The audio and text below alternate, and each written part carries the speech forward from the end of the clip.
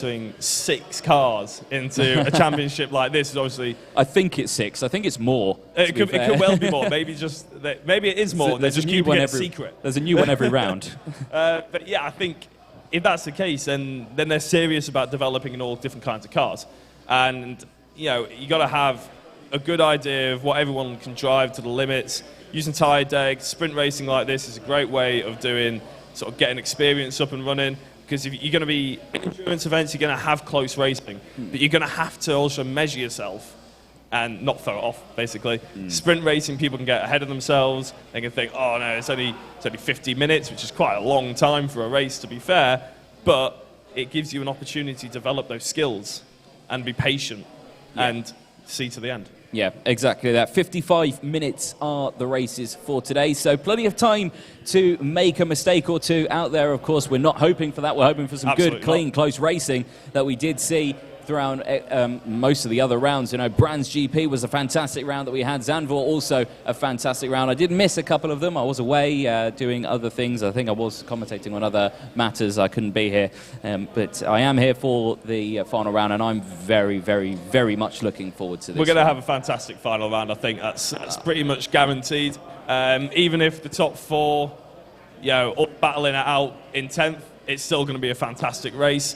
As I said, Matt Richards, I still think is going to be the one to put the spanner in the works. He's going to be a real thorn in the side of those top 4 drivers, and he's going to make it very interesting. Yep. Luke Bennett, Matt Goodger-Scott, Christian Kelly, and Jack Ashton. They're your top 4. Not in that order. Jack Ashton is actually 3rd. Christian Kelly is 4th. Now on the points table on the website, we'll brush past this little dilemma. But yes, it's. Don't worry, we have found that as well. If you commented on YouTube, oh, they're in the wrong order. We know.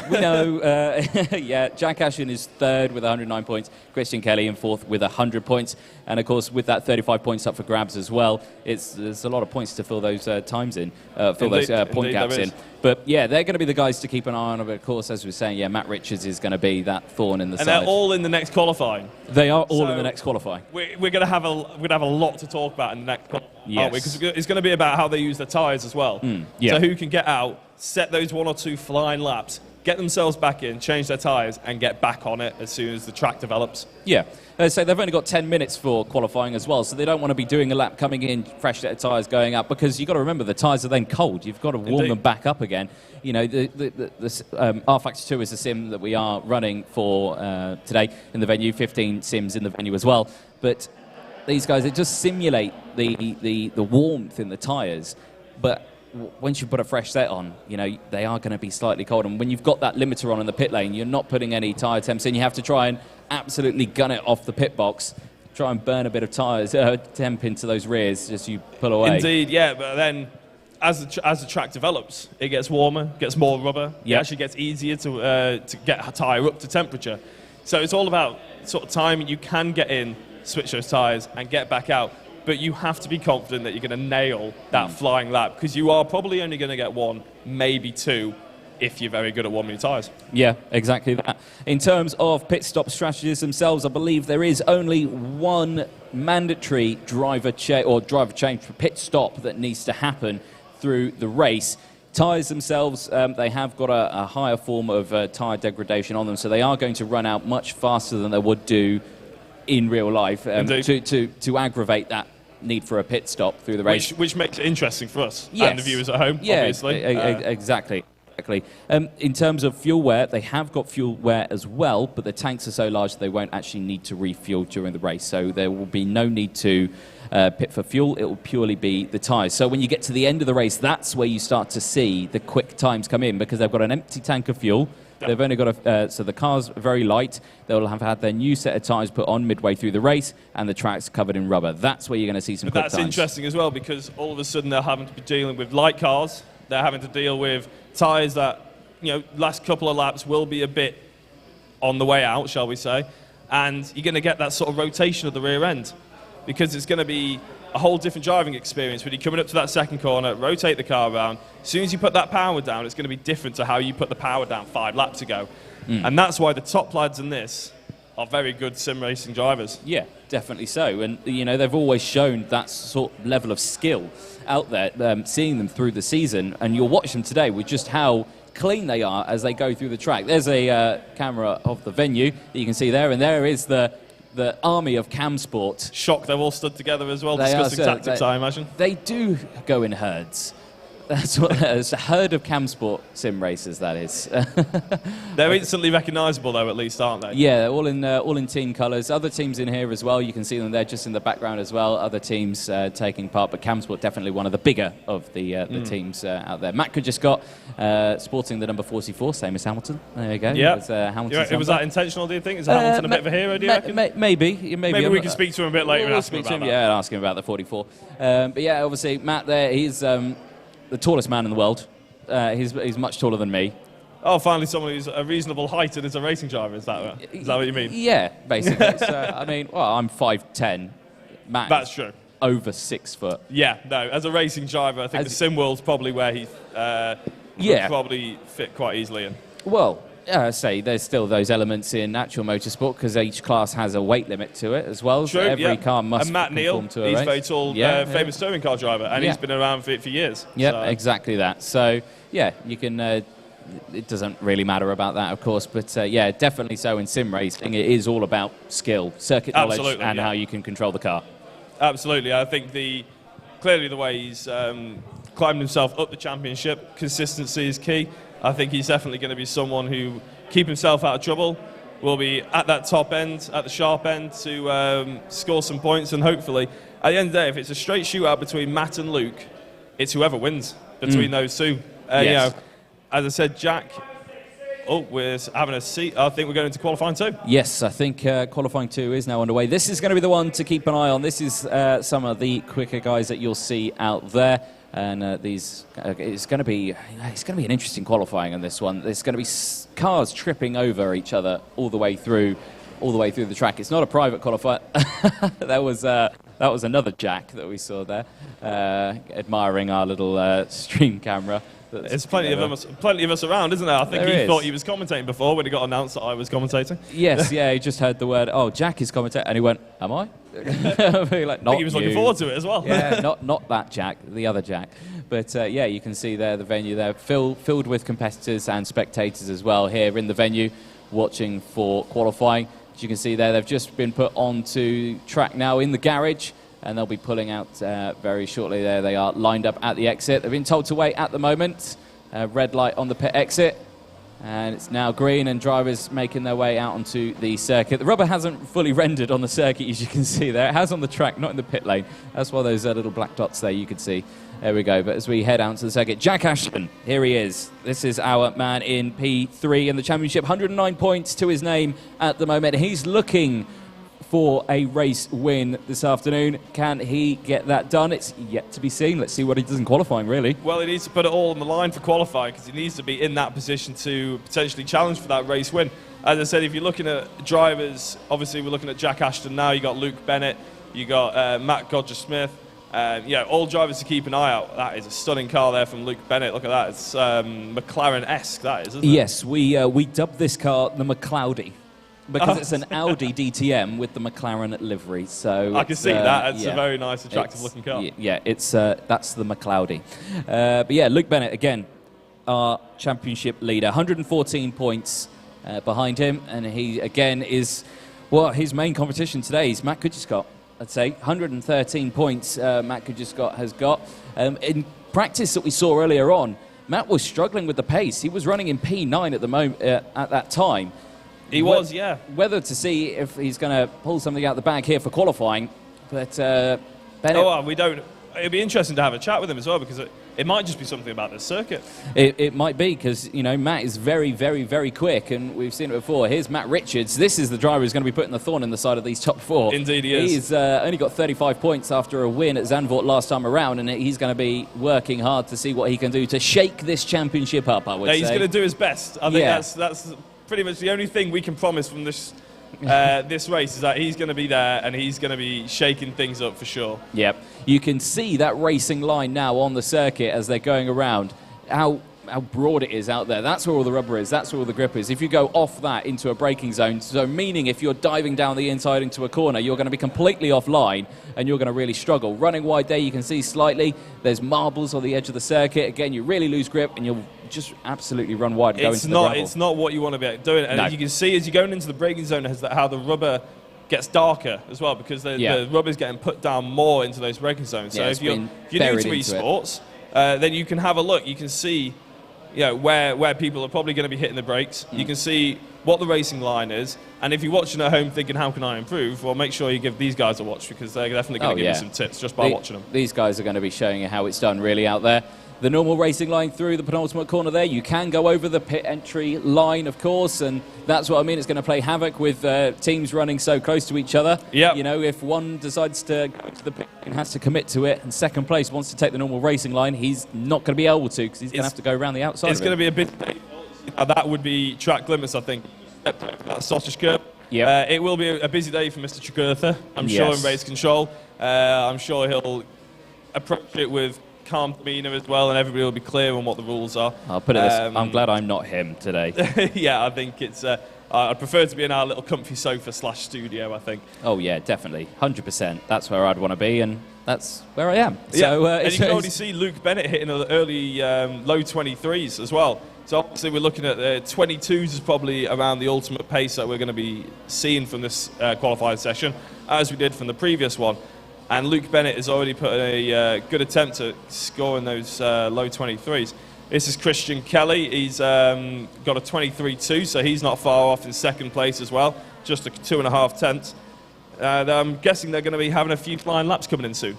Yeah, well, definitely, I would say so. And of course, that's where we'll see the pit stop phase come in as well in qualifying. Some of these drivers, they are going to pit probably only once. You won't see them do it more than that. But that's definitely one that we're going to see now. Other drivers in this list here, Kostas Avram, he's been very quick as well. He's always he's more in the mid-pack. He's definitely one of those guys controlling the mid-pack action. Chris Wilson, again, very, very quick competitor. He has been at the top end of the spectrum as well in some of these races. He's improved dramatically in his race craft and while he's been out there. I say that, commentator's curse right there. Notice him wherever he is on the track is what I was going to say with that livery, but unfortunately you're going to notice him in the wall for the next couple of minutes. For the next couple of seconds, yeah. Here is Matt. Yep, quite a few drivers in the pit lane as well. Matt Goodgescott, who we're watching, isn't one of those. He's just out of turn 2 at the moment, heading towards turn 3. And again, a heavy braking zone. Tricky braking zone for this one. It's downhill, so it's I'm not a fan of this corner, to be honest. It's always hard it's always easy, to outbrake yourself. It's very easy to outbrake yourself. If you're going yourself. for a move, you better make sure you're hitting the brake at the right time, because it can be a big crash otherwise. Yep, it's just about at that gantry as it goes over. That's roughly the braking zone in these cars. But of course, as the tyre wear goes on and the tyres get worse, that braking zone is going to get a little bit further away each time. And that's what these drivers are going to have to learn through there. So with Matt Goodgescott, his last time was a 1:23.3, and that was also his fastest time of there as well.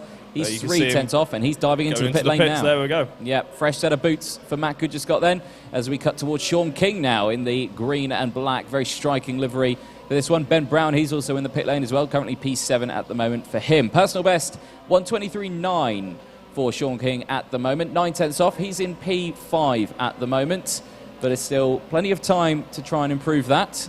Yeah, as I was saying, we've banged on about Matt Richards being the thorn in the side. Currently 13th, almost 3 seconds off. So maybe he's thought, you know what, I'm going to keep out of these guys' way. It'd be very polite. It would be very polite. I mean, personally, I wouldn't have do that. No, I'd be right up there. If he's a true racer, I'm sure that wasn't the. No. But we never know. He might stick some new boots on, might come out fighting. Yes, well, we'll see. We'll see as the race goes on. Maybe he knows something again that we don't, but he's going to be working on that. Still a couple of drivers in the pit lane. Chris Wilson, Stuart French. I suspect Chris is in after his spin at turn 1. Fresh set of boots. Yeah, it's understandable. You don't want to flat spot those tyres or anything. You don't want to be driving on 50p coins, do you?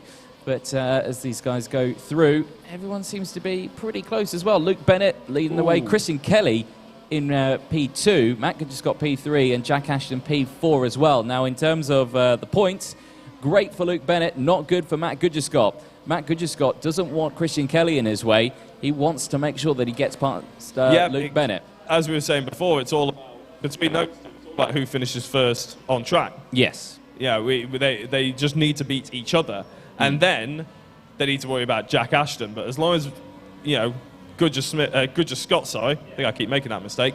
I used to do that. Yeah, beats Bennett, then it's his championship again, all of a sudden. And Yeah. at 55 minutes, it's a long race to have those thoughts running through your head as you're in the lead. Yeah, exactly that. And it does provide a bit of a train. The slipstream action that you get around this circuit as well is fantastic. And slipstream does take effect here.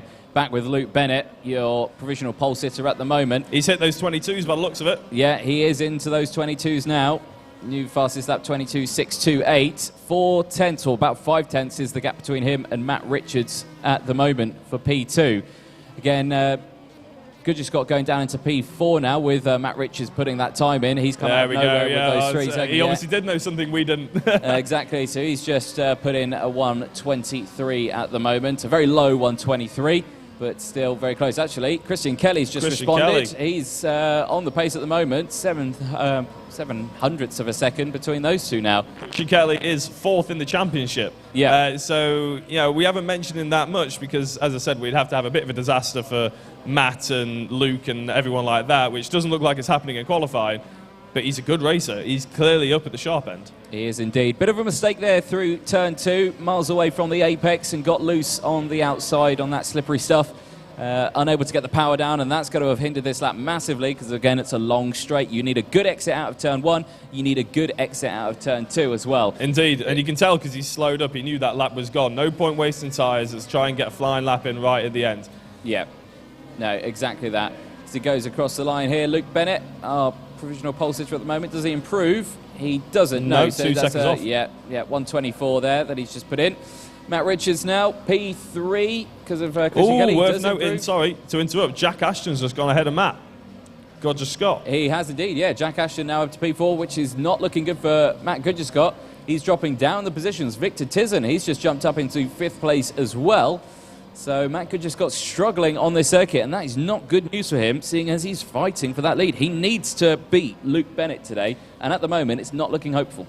No, if I was Luke Bennett, I'd probably be quite happy. As it stands at the moment, you never know, Matt might bring it out, and I'm sure he'll be up there when it comes to the actual race as well. He's obviously shown that he's consistent, and he's quick, so maybe it'll just come together for him. Sometimes qualifying just doesn't go your way. Sometimes that is correct, yeah. People can go much quicker in the race. That's generally how it goes for me, to be fair. I'm terrible in qualifying, but then for some reason I bring it back in the race. I don't know how I do it personally myself. So we have seen mistakes, though, from Luke Bennett in the past. We saw him make a mistake at Brands GP on the first corner, first lap. He went spinning around and went to the back of the grid. Oh, wow. And that's what really shook the points table up. Now, potentially, I never wish it upon someone. No, but, you know, we would never wish it, but if it happened, it would make an interesting watch. You know, it would make it incredibly interesting. Yellow's out in Sector 1 at the moment. That'll be due to a spin, most likely. That's generally why yellow flags tend to come out. That's interesting because qualifying is actually done on a private track. Each driver has their own private session. So the guys won't actually see each other. No. But they're all on track at the same time. So it prevents anyone having a kind of moment. Checker flag is being waved. So checker flag is out. So these guys will be on their final laps if they have come in. So Matt Goodger Scott, he's pitted early. He's not going to have any time to improve. P6. No, he's decided that's all he's going to get out of the car and all he's going to get out of the track for this qualifying session. Maybe he's toasted the tyres. He might have had a lock-up. But it's going to be interesting to see how he copes in the race because the likes of Luke Bennett, that's a long way ahead. Christian Kelly's done well, and Matt Richards, as we said, not really in the championship, but sticking his nose in where it quite clearly belongs. Quick and could shake the tables up again still. You know, I'm sure he it will. If he jumps in there and makes a mistake or anything like that, or pushes Luke Bennett down, you know, if anything, there you go, qualifying finishing now as the cars just decide to float off the circuit. Back with us now in our nice... So you look comfy there. Yeah, you Sorry, the camera was off me, so I thought I'd get a bit more comfortable. Sorry about that. There we go. No, not a problem at all. If you do have any comments and you want to get in touch with us, of course, head over to Facebook. The comment section on Facebook, I believe, is working. I don't think it is working on YouTube at the moment, so we do apologise for that. Again, you can send messages personally to myself on Instagram at Anthony_Jordan Official. Drop me a message on there. My phone's just behind me. I'll feel it, yeah, we'll get your comments in on I've that one got as some well. Instagram notifications. I'll just check if there's anything. Nope, nothing relevant to the stream. No. Apologies about that. I'll put that over there. No, just someone trying to sell me pizza. That's the only notifications I get. But yeah, no, great stuff that we've seen from qualifying. Makes for an interesting theory, really. So, Matt Goodger-Scott, anything can happen in the race, of course, but it's just not looking likely at the moment. It's not how he would have dreamt it to be going last night. In terms of what he could get out of the race, you just said it before, 55 minutes.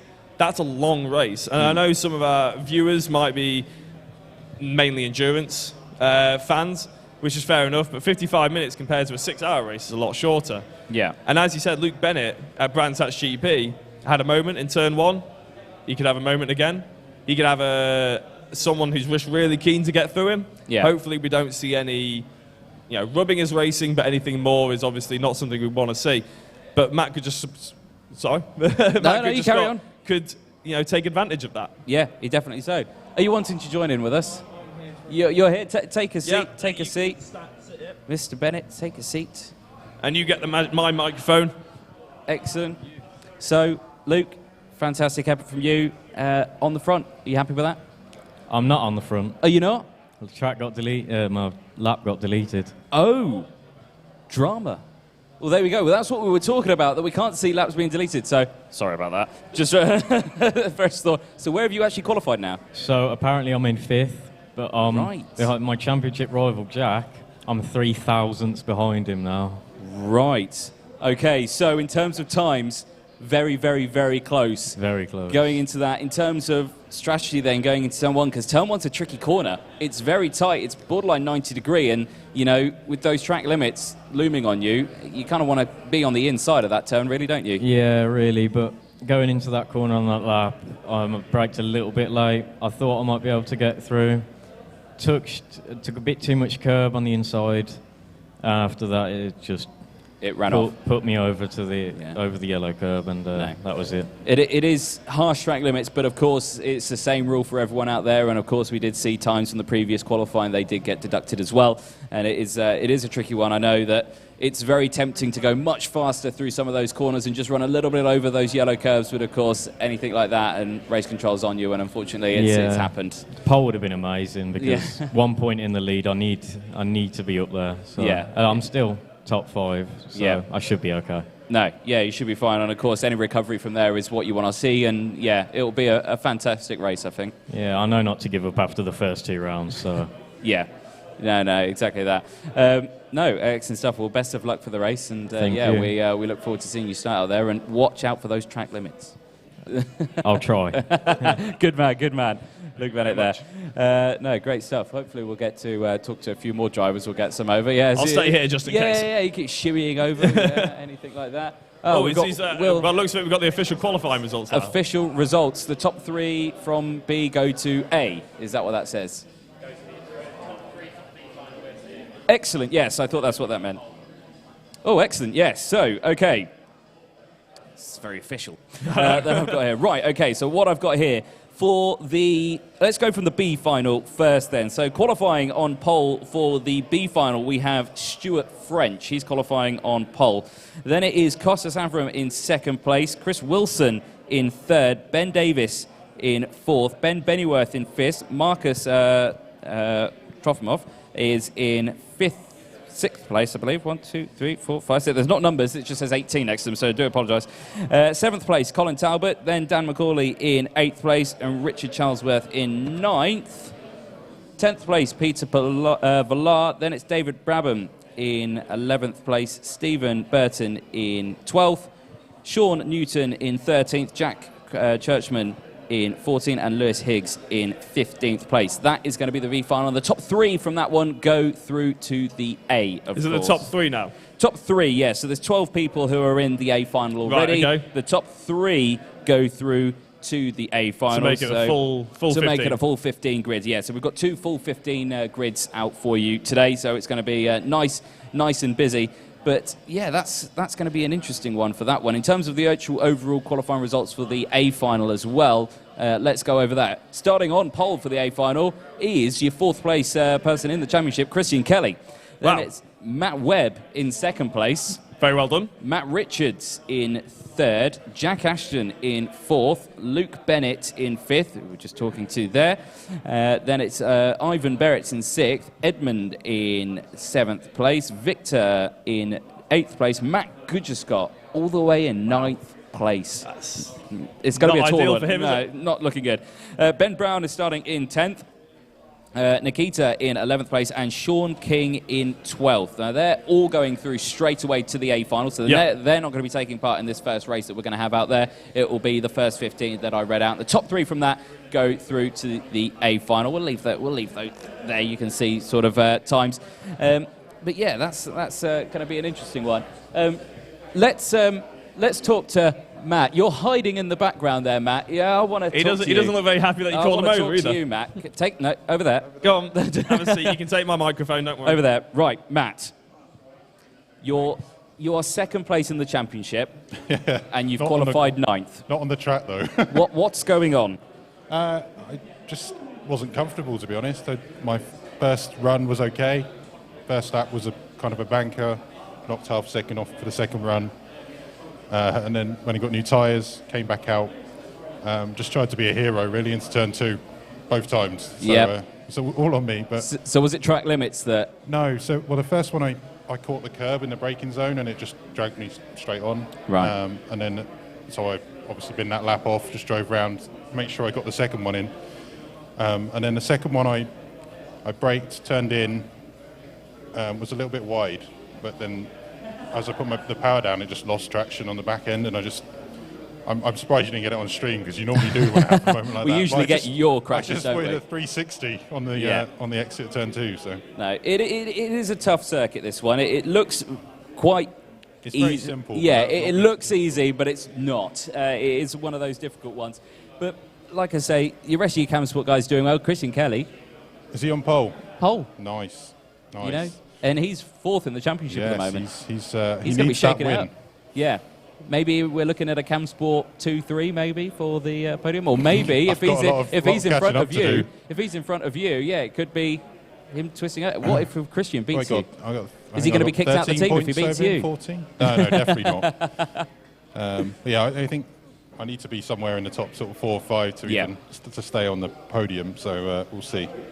See if I can survive turn 1 and the ensuing chaos. Well, it's a 55-minute race. There's plenty of time to get up that order. And of course, definitely. We see in the DTM Championship, it's so close through the top guys when they all clump together and get going at the start. Everyone seems to be on the pace, and of course, they want to look after their tyres. So, yes, okay, we see some blisteringly quick times in qualifying, but when it actually gets to the race itself, everyone's a little bit more cautious, a bit more reserved, looking after the tyres to try and get those to last as long as possible. I think at the start, you're going to try and gain as many positions as you can, really, I think. Yeah, I think it's trying to find, some clean air so you can just work your own race after that. But I think turn 1's always a challenge around here. Turn 1's so. always interesting, isn't it? So, turn 2's the more interesting turn one 1, here, though. turn 2, turn 3. Turn 3. Then it'll settle down a bit. Yeah. I think after the first 3 corners, it's it is one of those. But so just try and keep out of trouble, see where we go. No, excellent stuff. Thank you very much. Matt from Cam Sport qualifying. Thank you very much. P9, second in the championship, though, at the moment. We've got the rest of the Cam Sport crew here. Sean, do you want to have a quick chat with us?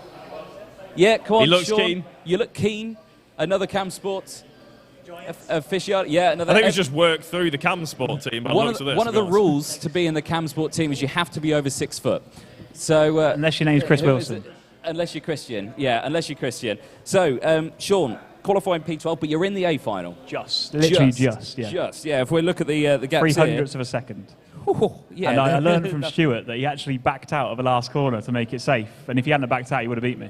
Oh, really? Yeah, so look at him. Look, he's smiling at me now over here, but he hates himself. Oh, dear. I'm sure you'll make it through, Stuart. You'll make it through the B final. We're speaking to you next then. So, excellent. But yeah, so, no, with the circuit, obviously you took part in the 24 hours here, did you? I did, yes, yeah. You did. So a lot of the drivers here have got quite a bit of experience around this circuit. Bit different car, though. The It is a LMP's bit of a not the different same car. as DTM. Yeah, of course. Well, yeah, but the LMP car, of course, the LMP2, a high downforce car, same with the DTM. A little bit more downforce, of course, on the P2, but Yeah. you know, still, it's a little bit of help around this circuit. You would have thought everyone would be a little bit more on par in pace.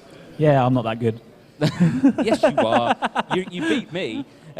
So there we go. But like I say, starting at the back is probably the best place to start, I would say. But I'm not going to be at the back. I'm going to have like the people coming from the B final, and obviously Stuart's going to be out for blood. That's after true. that, You are so- going to have a couple of guys behind you, but at that lower end of the field. I don't know. I kind of hope they all kill each other at the first corner, but at the same time, I want it to be a nice race. Yes. So it's kind of a situation where. You're hoping to be an absolute cluster at turn one. Yeah, but then you're also that's my hoping that head. it isn't like that. But my heart's like, come on, let's have a really Yeah, nice let's race have a with good everyone race. being Let's- really close together. Exactly. I and, still think the B final is going to be exactly the same. The top Yeah. like 6 guys in the B final are all going to be right up there racing for those last 3 slots. Yeah. I mean, it's probably the first time we've had a situation where we're going to have only 3 drivers can go through, and to be honest, there's a lot more people than 3 drivers that are going to be up there fighting for it. Yeah. Usually you know who's going to make it through. This time it's really different. It's, yeah, you don't quite know. Apologies if you can't hear us at the moment. That's Michael Yao over the PA system in the venue. We can't really hear myself talking, so hopefully you can at home. But we are going to be getting the first race underway very, very, very shortly. It's going to be an interesting one. Thank you, Sean King, for joining us in our nice sofa area. I'm sure you're going to be keeping an eye on this race. No, you're not? You're just going to go run away and wait for your race? Okay, excellent. You're going to run away. Fair enough, thank you very much. And wait for your race. Cheers. Thank you very much for talking with us. I still can't hear myself talking. I can't hear you either, to be honest. Because to Mike's over the PA venue. Oh, I think he's stopped now. Yeah, that's there we all go. right. We can hear ourselves talking now. So apologies if you couldn't hear us at home. Shot at the venue there. As you can see, the guys getting themselves ready. Colin from Camsport there putting his thumb up. He's starting in P7, I believe. I'm going to do some child school counting here. 1, 2, 3, 4, 5, 6, 7. Yeah, 7. So he's starting in 7th place at the moment. Again, one of the Camsport guys, he's got some work to do to try and get up that field as well. It's amazing how many of them are around, isn't it? I mean, every other driver you seem to talk about is Camsport, Camsport, Camsport. Yeah, they all flood around here. They're hoping for an interview. They're hoping get some time, get the Camsport name on the camera. And unfortunately, I always agree with them and put it up. Here we go. Oh, yeah, there we are. Say hello. As soon as I say it. So great bunch of guys, though. Kind of quick as well. By the looks of it, we're getting slightly set up for the B final. by the Yes, looks of B everyone final. over The guys have taken their seats. They're going to be jumping on track very soon. So stick around, and we will get this race underway. Of course, it's going to be an interesting one. I'm going to need to try and take some water as much as I can through all this. 'Cause I'm I think so, already because a 55-minute race, you're going to have a drink or two beforehand. Gonna have to hydrate through this one. It's rather important not to get the noise of it in the microphone there. It's amazing, really, as well, because I'll just speak whilst you're doing this, don't worry. If you're in a B final as well, you've just done your qualifying session. You might have done it previously, obviously, but you get a short break now, you go into the B final, and then if you come in the top 4, you get a short break where you go into the A final. It's an awful lot of racing. Yes, so, yeah, if you're in this A final and you come to the top 3, you've got an hour and 10 minutes of racing to get through. Back to back, high-stress racing. Exactly, because if you're at the top end of this B final, it's stress from start to finish, isn't it? Yeah. Because you're going to be you're going to be desperate to get into that A final. And then as soon as you're in the A final, you want to do as well as possible. But you're tired from doing it before. So we're hoping those guys take on a bit of water. And let's hope they get some high racing. There will be a bit of a transition gap through the Obviously, B race and that. They will have time to, rehydrate themselves, which will be the main thing. It's not that hot in the venue. It's actually quite... It's quite cool, a nice actually, ambient temperature in the venue as well. It's only when it gets to the summertime, I can imagine. sun bearing down on the roof, and it gets a bit of an oven in here with all the computers running, as you can imagine. With that many sims in here, it's... Definitely, and plus just everyone getting all into the competitive nature of it all as Yes. well.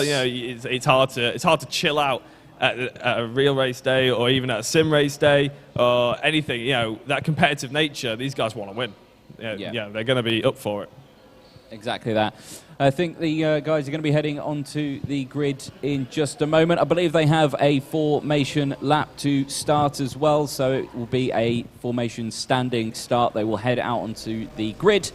They'll drive off, warm their tyres up, stop on the grid, and we'll get 55 minutes of racing underway. There they are there on the grid, all lined up there, ready to go. 15 cars on this one. They're going to be starting their formation lap in just a moment. Again, you can see track hasn't rendered that rubber in yet.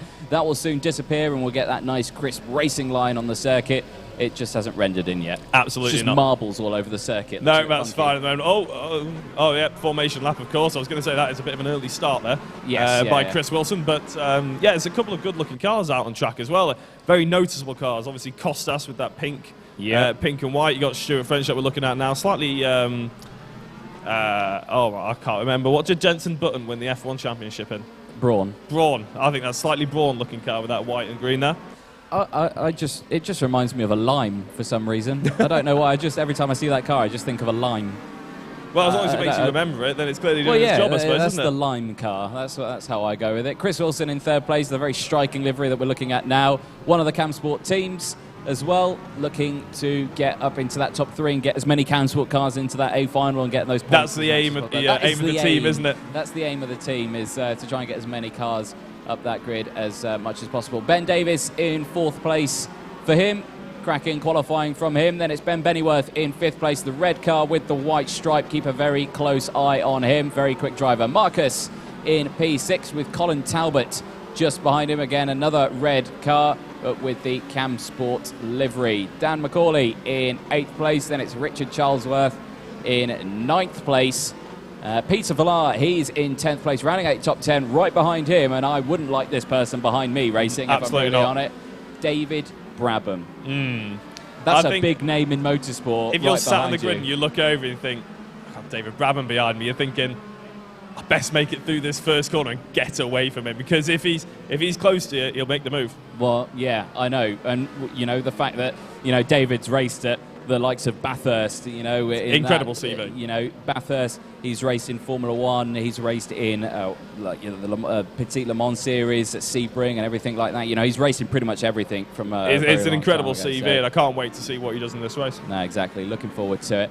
Behind him, we've got Stephen Burton in 12th place. Then it's Sean Newton in 13th, Jack Churchman in 14th, and Lewis Higgs rounding out your 15-car grid for this final round of the DTM Championship. You see the cars lining themselves up on the grid, and we're going to get people laying quite far back there. There they are. Yeah, we're going to get this B race underway in just a moment.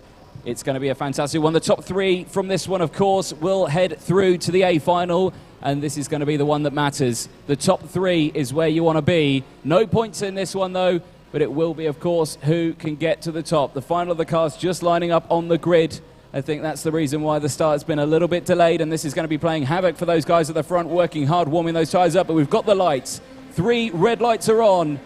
Green lights, and we're away racing. It's a little bit of a wheel spin off the line for Costas Avram, but he gets away well. Stuart French immediately cutting across the front to block that inside line. Chris Wilson again defending from the blue car behind him of Ben Davis. They all get through turn 1. A little bit of contact between Costas and Chris Wilson, but all get through turn 1 well. Yeah, it's going 3 abreast a bit further back into that turn 1 as well, as we see Stuart French just streaking away, as we see, is that Chris Wilson? It is, yeah, Chris Wilson down the inside. Bennyworth. Yep, down the inside. That's close, that's close. What will track limit saying? Who's that? That, crikey, who was that? That was Davis? It was, I think, Ben Davis, who's dropped down now into 5th place, yeah. So that was a huge disaster from Ben. Not sure what happened for him, but he's dropped down the order now into P5 as we still look at Chris Wilson in P4 at the moment. He's got 6 tenths between him and the guys in front, working hard to keep track of Ben Bennyworth, who's managed to pull up into 3rd place. This is where we start to see that train effect come into place. Here's a replay of what happened down the inside, and that was not ideal from Ben Davis. So early on in the race, trying to look for that inside gap. It was a good attempt, but not quite made it done there. Here's Chris Wilson on the back of Ben Bennyworth. Now he's going to be looking down the inside here into the penultimate corner. This is a tricky corner to make that move done. It's very fast, and he slots back behind kind of suffers there, and now he's under pressure from Ben Davis just behind him. Again, it's a bit of a Cam Sport sandwich here, isn't it? Yeah, Ben Davis and Colin Talbot, by the looks of it, he's going to be interested in getting in this fight as well, because the more Chris Wilson fights, the slower he'll be, and Ben Bennyworth is just going to pull away and try and bring in Costas. Talbot down the inside into turn 1, tried to make the move done, completely cut off the nose from Ben Davis. He said, no thanks, not yet. You'll have to wait. I'm going after Chris. As we go up the hills, there is yellows in sector 1. I'm not sure what's caused that, but was it Colin? Yeah, Colin has gone down. So that move that he made, he's lost the back end and he's gone down. Big dive. It is a nice big dive there from Chris. Chris on the inside of Ben Bennyworth. Ben Davis has lost the back end as well. This is the one that we're looking at, though. It's neck and neck into turn 3 of the braking zone. Who's going to brake later? It's Chris Wilson down the inside of Ben Bennyworth. Who brakes later?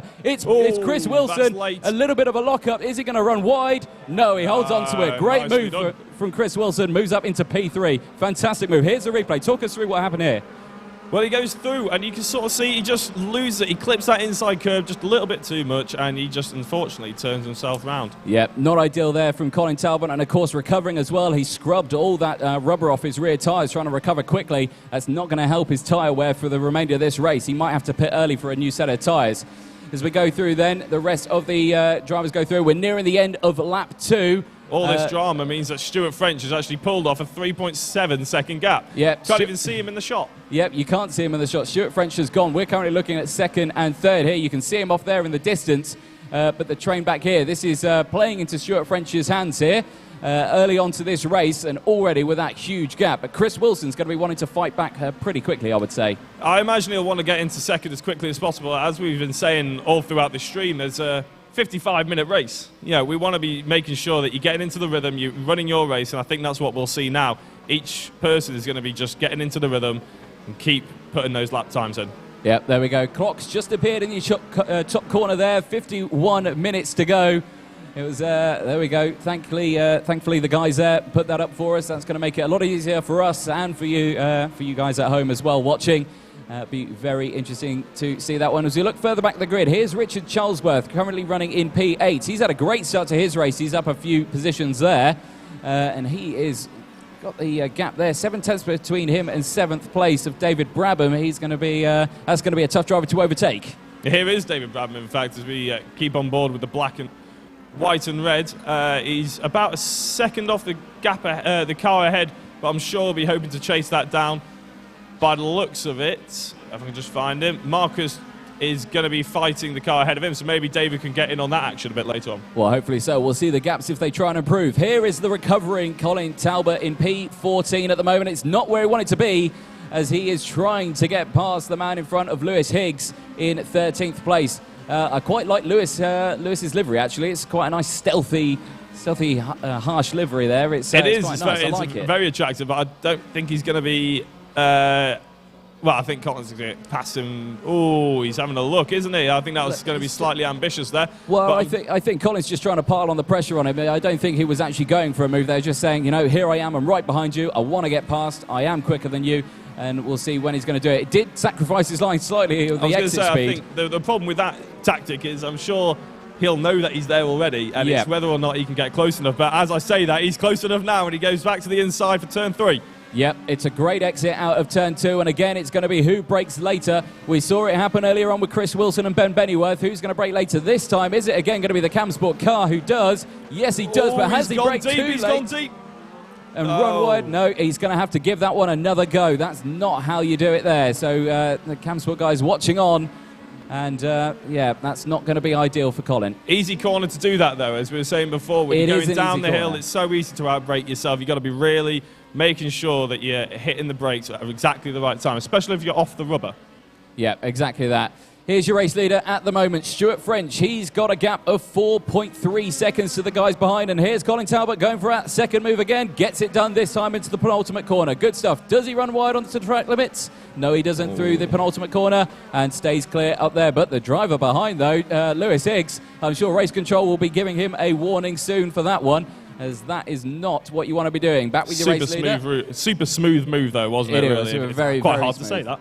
Yeah, super smooth. There we go. Back with your race leader then, Stuart French, all on his own. He's going to be liking that, I suspect, because he doesn't have to battle anyone. Doesn't have to 5 laps in, you're 4.3 seconds ahead. I can't imagine anybody wouldn't like that, especially such a pressure situation that he'll probably be feeling right now. Being in the B final, he'll want to be in that A final. He might feel that he doesn't deserve to be here, and he's going to make that point. Well, yeah, exactly. He's going to try and work hard to try and get into that A final and try to shake things up at the backfield of that one. Here is the guys just further behind. 4th place of Ben Bennyworth in that striking red livery. The sort of identical livery behind, but just green, is Dan McCauley in 5th place, working hard again. And here is Marcus. This is a tricky final name to say. I apologise if I get it wrong. Trofimov, I think it is. So, but running in 6th place at the moment. The nice grey livery. And then David Brabham there, dancing with the track limits. Oh, and that is track corners. limits, I would say. That's 2 strikes in 2 corners. One more, and that's going to be a penalty for David Brabham. He doesn't want that. It's lining up to be a fantastic race, though, between this top 6. Obviously, we've got Stuart, who's enjoying himself at the front, but 2nd to 6th or 7th, if you include David in that, which you can because he is still within touching distance. It's lining up to be a good race. As soon as we have to bolt new tyres on, remember. There's a mandatory pit stop. That's going to shake things up. It will indeed. On board now with David Brabham. Nice shot here of the front wheel. You see the compression in the tyres as it goes through some of the corners there of the Hankook tyres. You can see that support this series out there, and it's fantastic going into this corner to see that sort of camera angle and the suspension working hard around here. Yeah, and as it has to, the undulations between the first half of the circuit going all that uphill to get into that 3rd corner where you're going downhill, sort of downhill for the rest of the circuit, really, until you hit the penultimate corner.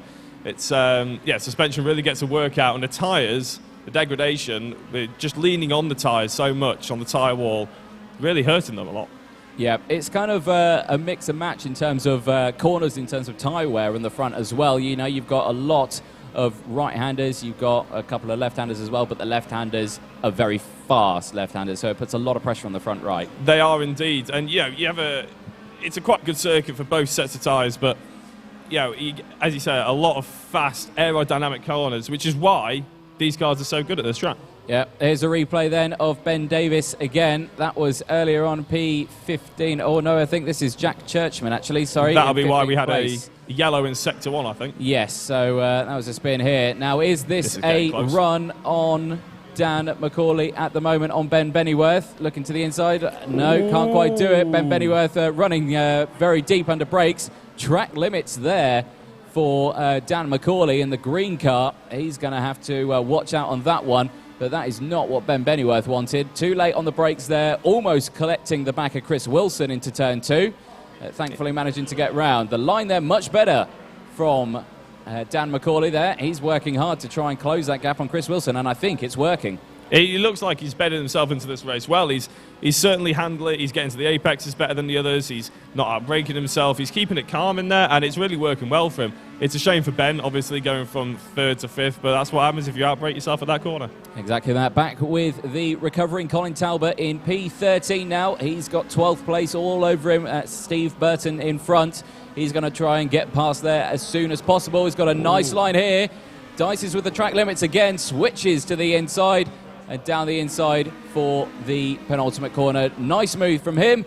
Under pressure again from the driver behind. And that was almost a nice collision there as we catch the rest of these guys up. Richard Charlesworth, again, dancing with the track limits. These guys are getting very close. Colin's going to want to get past these guys very quickly. He's going to look to the inside here at turn 1. He thinks for it. Under braking, down the inside, kind of close to the door. They both stick within track limits, and doesn't look like there was any contact. Well, that was very close, wasn't it? It was actually extremely good racing and driver awareness. You can see Colin, he's putting the car completely on the limit through that back section. He's going to line up the car in front now. Can we see it? He's going to dive up the inside. He's going to give it a go. Oh, and they've touched. They've touched. Well, it's interesting to see what the race controls say, whether he got the door closed on him or whether he wasn't really there to be taken. Here's a replay of what happened earlier on. The two teammates taking each other out. That's not ideal, is it? That's definitely not ideal, which is why we suddenly saw them close up on that battle.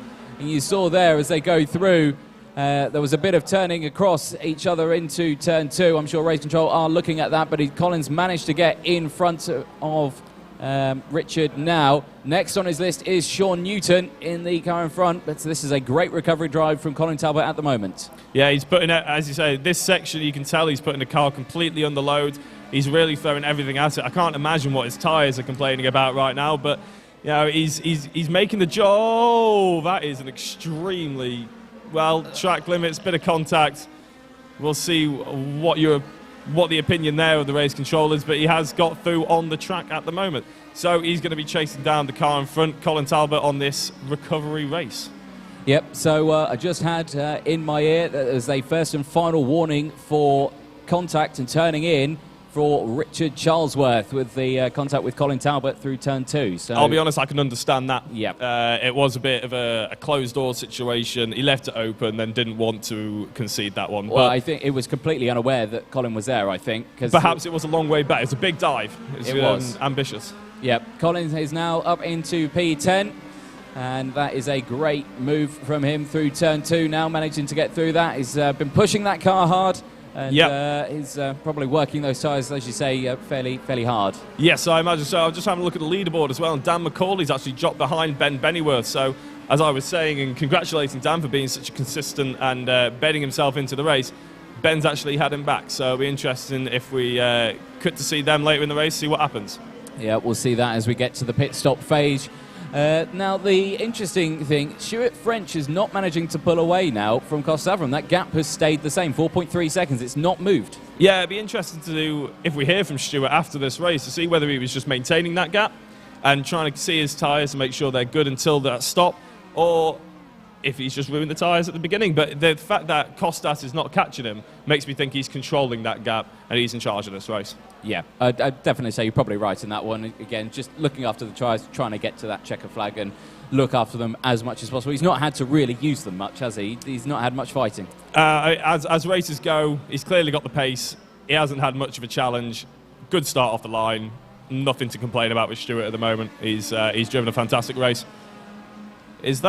That's Ben Bennyworth getting overtaken by Dan again on the inside of turn 3. Yep, Dan goes to the inside, and he makes the braking zone, and he makes the apex. That is a good move by Dan McCauley right there. This giving Chris Wilson a chance to pull away. Yeah, very, very good move from him as well. And we see they're kind of fluctuating. I think it's been, I get past, I do well, make a little mistake, you get back past, and then I think it's kind of running on that way. So it kind of looks like they're working together, but I feel like they're dropping back more than anything. Well, I think they are dropping back, fighting so hard. The drafting, the getting a toe of the driver in front might have a big impact as well. The fact that they can keep making those moves on each other. But at the moment, Chris is happy, I imagine. Chris Wilson, he's pleased. He's going to try and just focus on keeping with Costas. But at the end of the day, to get into the IE final, all he needs is third. He's happy for Dan and Ben to mess around behind him. Yeah, exactly that. Colin Talbot's next driver on his list is Peter Villar in 9th place as we go. 40 minutes on the clock remaining now. 15 minutes have passed already, and they've flown by, I have to say. 15 minutes flown by already. Only 40 minutes left of the race as Colin's trying to get up those positions as best as he can from his original qualifying spot. Where was Colin originally? Oh, we've had a bit of a touch there. That was David Brabham touching... I can't see who that is. So it was David Brabham on the chap just behind him. Marcus Trofimov. Yeah. Just touching him wide at turn 2 and has managed to make that move through. But I think there was a bit of a push to pass, perhaps, suggested. A bit. Well, I'm sure Race Control will be keeping a very close eye on that one, and I'm sure we'll see a replay. Oh, no, who's that? And that is Colin Talbot. Yep, so it may be a move that he tried to make on Peter Villar through turn 3. He hasn't dropped any positions, I don't think. He's not dropped any positions, no, but he's not gained anything, though, has he? So he's dropped about 2 seconds, unfortunately, for Colin. No, definitely so. It's a huge shame. He was on a great run there. And again, those mistakes, they scrub the tyres, the temps go up and they flat spot the tyres, and you don't want that too many times. Oh, in fact, he's coming. Oh, no, it's David Brabham coming in. So David in the pit lane. Is this a drive-through penalty for himself? Because it's very early for a pit stop. Marcus has come in as well. So the two that were sort of involved in that little incident that we were just describing before, both have come in. So is that... So they are... Looks like they're pitting, actually. Yeah. So, is he pulling up? I don't know. Oh, we won't look. Colin Talbot obviously has moved up to 8th with those two in the pits. and I'm sure he'll be head down. He's already pulled up half a second on the gap to the car in front.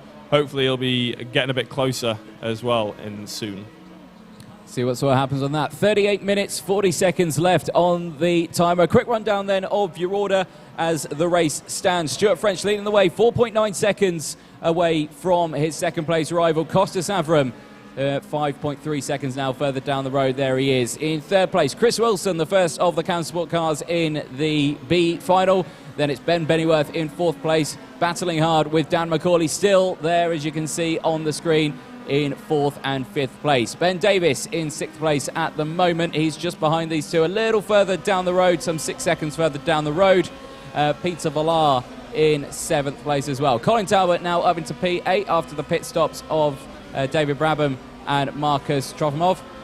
Then we've got Sean Newton in ninth place. Richard Charlesworth in 10th. He's had a final warning, of course, for the contact, so he can't have any more contact out there. Steve Burton in 11th place. Lewis Higgs, 12th. Marcus Trofimov managing to jump back in front of David Brabham, putting him into 13th. David in 14th place, and Jack Churchman in 15th place. That is the grid as it stands with 37.5 minutes remaining of this race. And we're looking at the Dan McCauley, Ben Bennyworth battle. Yeah, so I've just been watching as you've been doing that run through of Dan. He's going a lot hotter into the corners than Ben, and that's sort of causing him to catch up slightly, but he's losing out on the exit. And round here, you got big straights, you got a lot of exit you need to think about. If you catch, he's almost touching the gravel there, in fact, on the way out. If you go into a corner and gain 2 tenths, you might come out of it and lose a second by the end of the straight. That's not as big as what's happening here, but it's the same principle. Well, yeah, I mean, it all falls down to that simple principle in motorsport: slow in, fast out. Exactly. Fast in, slow out. Exactly. So it's, it is falling into the one So of he's those trying to aspects. put the pressure on Ben. Yep. But it might not work in the long run. These guys need to think about their tyres. And he needs to think about keeping with Ben, working that, and getting up to Chris as he runs very wide there into the missing the apex. On board shot here with David Brabham. You can see there the controls on the inside, working hard on that steering wheel. Nice little shot there on board camera of him. And he's obviously got these two in front of him of Marcus Trofimov and Lewis Higgs. That must mean Marcus got back ahead of him somewhere in that I pit believe stop. In the pit stop phase, he managed to just get the jump on him. Maybe had a quicker pit stop, just managing to stop faster and pull away a little bit quicker. That's all we can say for that one.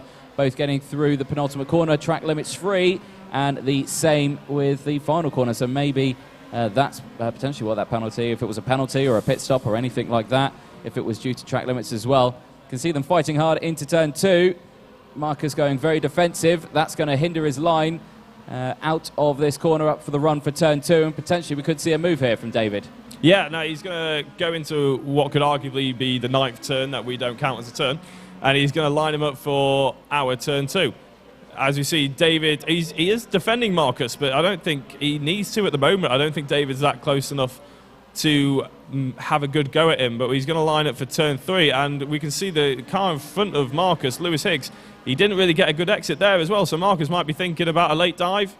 Oh, see, he's really cold. We're going around the outside as David Brabham, he's going to run out of road, is he? No, Marcus gives him room, and he comes back in, but he's going to be on the inside. Now, you don't want to go too abreast into this corner. You definitely don't. Is he going to try and hold it down the inside here? There's a little bit of contact in the rear, manages to get through. That was the eye of the needle there from David Brabham, and what a move, putting it back up into P13. A great move from him.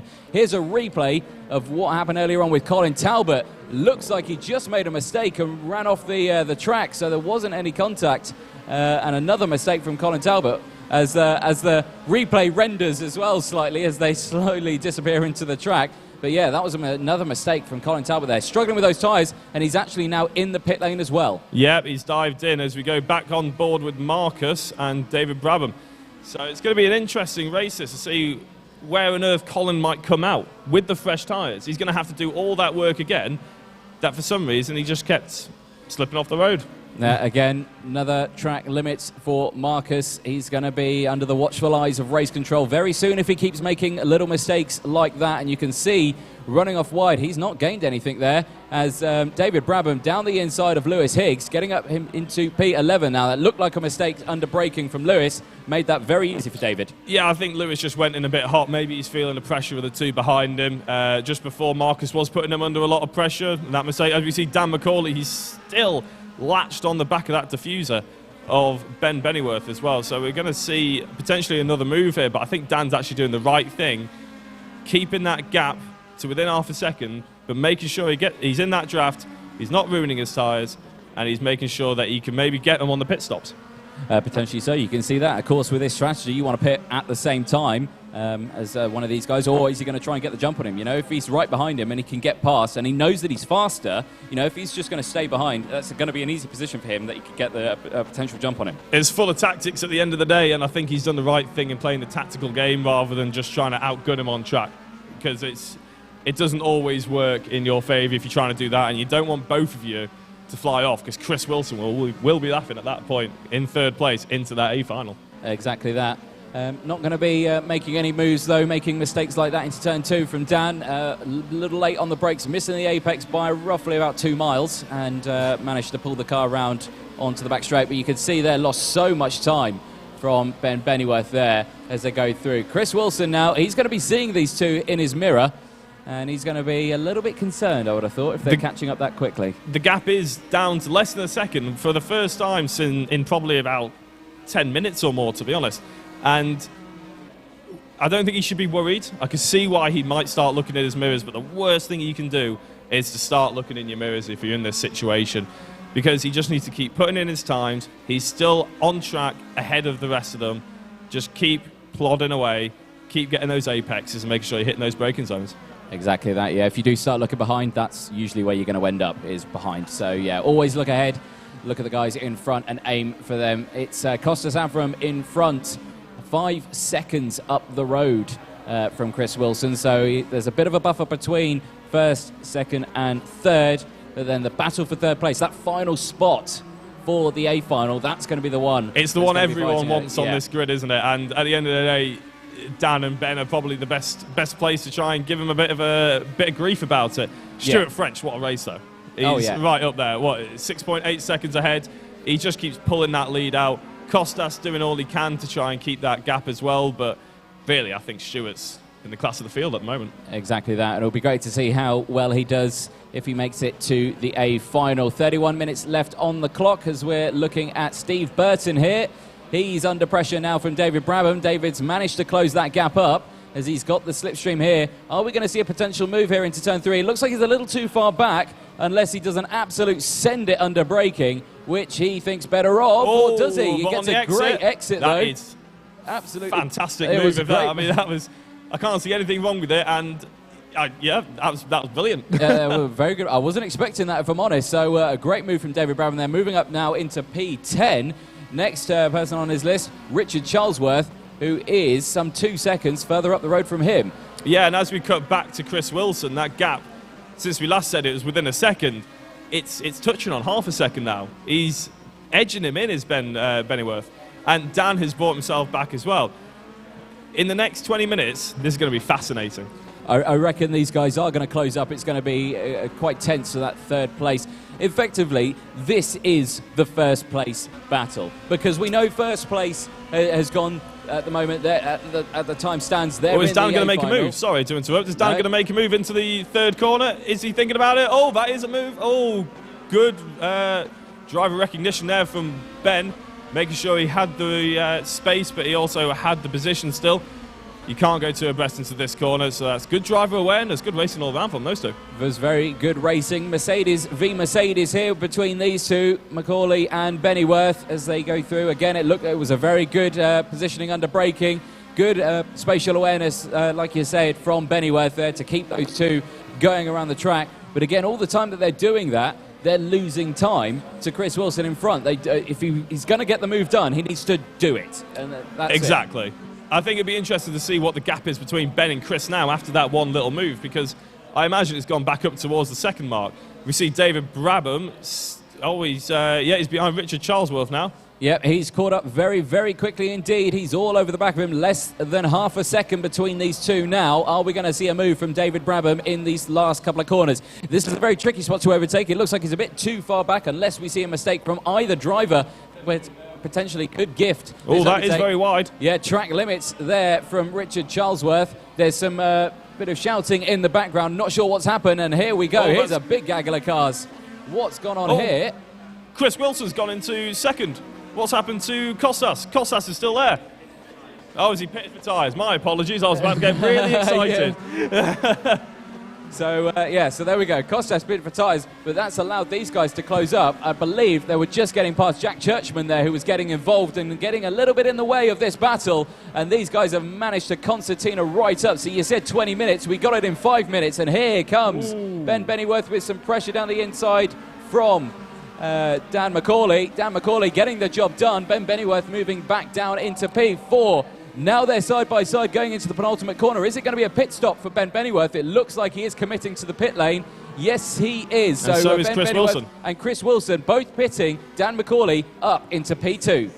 It'll be interesting to see what Dan gets up to now, really. He needs to just get those flying laps in. His tyres will be hurting, I'm sure, but he just needs to start fresh air. Finally for him, just needs to push that lap time as far as he can and get in and change those tyres.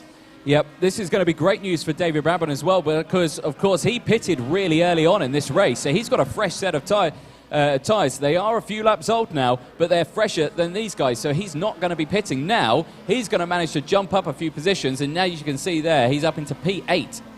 Indeed, yeah. P7 now. I was going to say, yeah. We're just on board with Costas now. He's come back out, and as I was informed before, he was changed his tyres. So it's going to be interesting to see what he does with fresh tyres, see what the lap times are like now as well. Stuart French hasn't come in, and he's still out ahead. So it'll be interesting to see when he decides to pit in as well. Yep. Sean Newton, 12th place. He's in the pit lane at the moment. Lewis Higgs has just gone up into P12 now, passing him as he pitted earlier on in the race. Gaps opening up quite a bit now in the midfield as we do the pit stop phase. And, of course, that will all change when everyone comes back in. Because, of course, Stuart French, Dan McCauley, they have not pitted for fresh tyres yet, but Costas Avram have. Is that 29-second gap enough to do a pit stop and get in front? I've not counted how long it takes to do a pit stop and in the pit lane. Yeah, I couldn't tell you, to be honest, with the with the pit stop. But I think Stuart, who's so far ahead, obviously Costas will have got those new tyres on. He'll be putting some flying laps in compared to Stuart, perhaps. But I'm actually quite interested to see where Colin Talbot's going to come out after his early pit stop. Yeah, definitely so as well. Dan McCauley, he's in the pit lane now. He's dropped down into P3. Costas back up into P2 as well. That's Peter Villar coming into the pit lane as well. He's had a few scraps earlier on in this race, so I suspect his 50Ps need changing. Dan McCauley, he's all the way down into P6 now. The same with Richard Charlesworth. Sorry, it was him who pitted, not Peter Villar, sorry. So it's Richard Charlesworth who pitted into P10 now. Costas, he's on the fresh set of tyres, of course, so he's running well in P2. 27 seconds is that gap now. And is that coming down slightly? It was 29 seconds earlier. I feel like it is coming down. Yeah, it might well be. And I was just having a look at Ben and Chris. As we look at David Brabham having a trip off the circuit. And by the looks of Ben Davis trying to put him under pressure. It's going to be interesting going into turn 3. Can he give him a bit of grief? He's going to have a look at the inside. No, David's covered that well. He's broke. Oh, no, he's gone wide. He's gone wide as Ben Davis slips through David Brabham. Yeah, it's a very common mistake that you see there going into that corner. You see them on the brakes a little bit too late, committing to try and hold off that inside attack. But as you can see, he managed to run wide. Stuart French, your race leader in the pits. It's only a 4-second stop for the fresh set of tyres, and he's going to come back out onto the circuit. You can just see him. He's exit the pit lane now. He'll be able to turn that limiter off already, and as he exits that, so it looks like it's going to be close. But I think Stuart French has managed to pit and hold on to that lead as he has. He's already on his way up towards turn 1. The gap, 4 seconds. Yeah, that gap is massive. Really, Costas has managed to bring it down, but now Stuart's going to have the fresher tyres compared to him as well. So he's going to be able to put some good times in. I think Stuart's aimed this to perfection. I think he's going to do well for this now. Peter Villar, he's going to have to come into pit as well. Oh, as we see Chris Wilson go up past Peter Villar. So Chris Wilson's retained his place back into third, and Ben Bennyworth's going to have his eyes on trying to catch him up as well. Yep, so it's all closed up between these guys as well. The mid-place battle as well. Battle for third still very close. Peter Villar, I think he pitted earlier on in the race, but of course he'll have old tyres, and I think I have seen him spin once or twice. Here's David Brabham. He had pitted earlier on in this race, and contact between him and Dan McCauley. A bit of front-to-rear contact. He knows better, slots back in behind, doesn't take the position, and he's going to have to try that one again at another corner. It'd be interesting to know why Dan's all the way back down there, because last time we checked, he was up with Ben Bennyworth as well. Well, it's his pit lane was a long time, of course. He was a little bit further back and did get caught in traffic as well when they got caught up with the back marker of Jack Churchman. So, indeed, as we see, Peter Vlars just dropped back behind Ben Bennyworth now. So that race for third place is pretty much between Ben and Chris now, I'd say. As we see, Dan's he didn't spin off, but he has lost a lot of time. We see David maybe trying to make a move on him into the first corner. He'll have a great momentum here going into turn one. Is he going to look down the inside? It's a send-it position move. Closes the door on him, though, and denies him that position. It was a good opportunity from David Brabham, but the gap just wasn't there. Again, are we going to see a potential move going up into turn two now? It looks like he's a little bit too far back to make a move this time around. But again, if he can line himself up perfectly here, potentially again another move for turn three. Late break.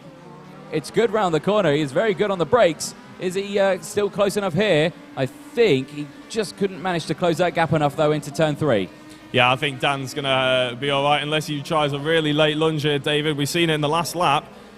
He is late on the brakes. He is good on the brakes, to be fair. But unfortunately, I think he's a bit too far back now, and Dan's going to try and get his head down and try and get back into that battle for third, but I think it's going to be between Chris and Ben. Yeah, I think you could be right as well. The gap is just over a second now between those two as we go to 13th place. This is Sean Newton, Steve Burton just in front of him. This is a battle for 12th place. Only 2 tenths between these two. Yellow flags in sector one at the moment. Not sure what's caused that as a potential move down the inside of Sean Newton. That's a shame. And there's a little bit of contact. Makes the move done. Not sure what race control is going to make a call on that one for. No, I'm not sure. And we see that yellow in sector one. That's been taken away now as we've got 20 minutes left in the race. This is Colin Talbot. You see, he's come back out in ninth. And he's very much on the edge of it. Experimenting the track limits on the apex there. Yeah, we'll say he's on the edge of the grip and what's allowed, shall we say. But he's got 7 seconds to catch up between him and Marcus, so we'll see what he can do in 20 minutes. Yep, exactly. So we'll see that. In terms of overall pace, we can see what sector times they're doing on one of the little screens that we've got out here. I can't quite see it there. The numbers are too far.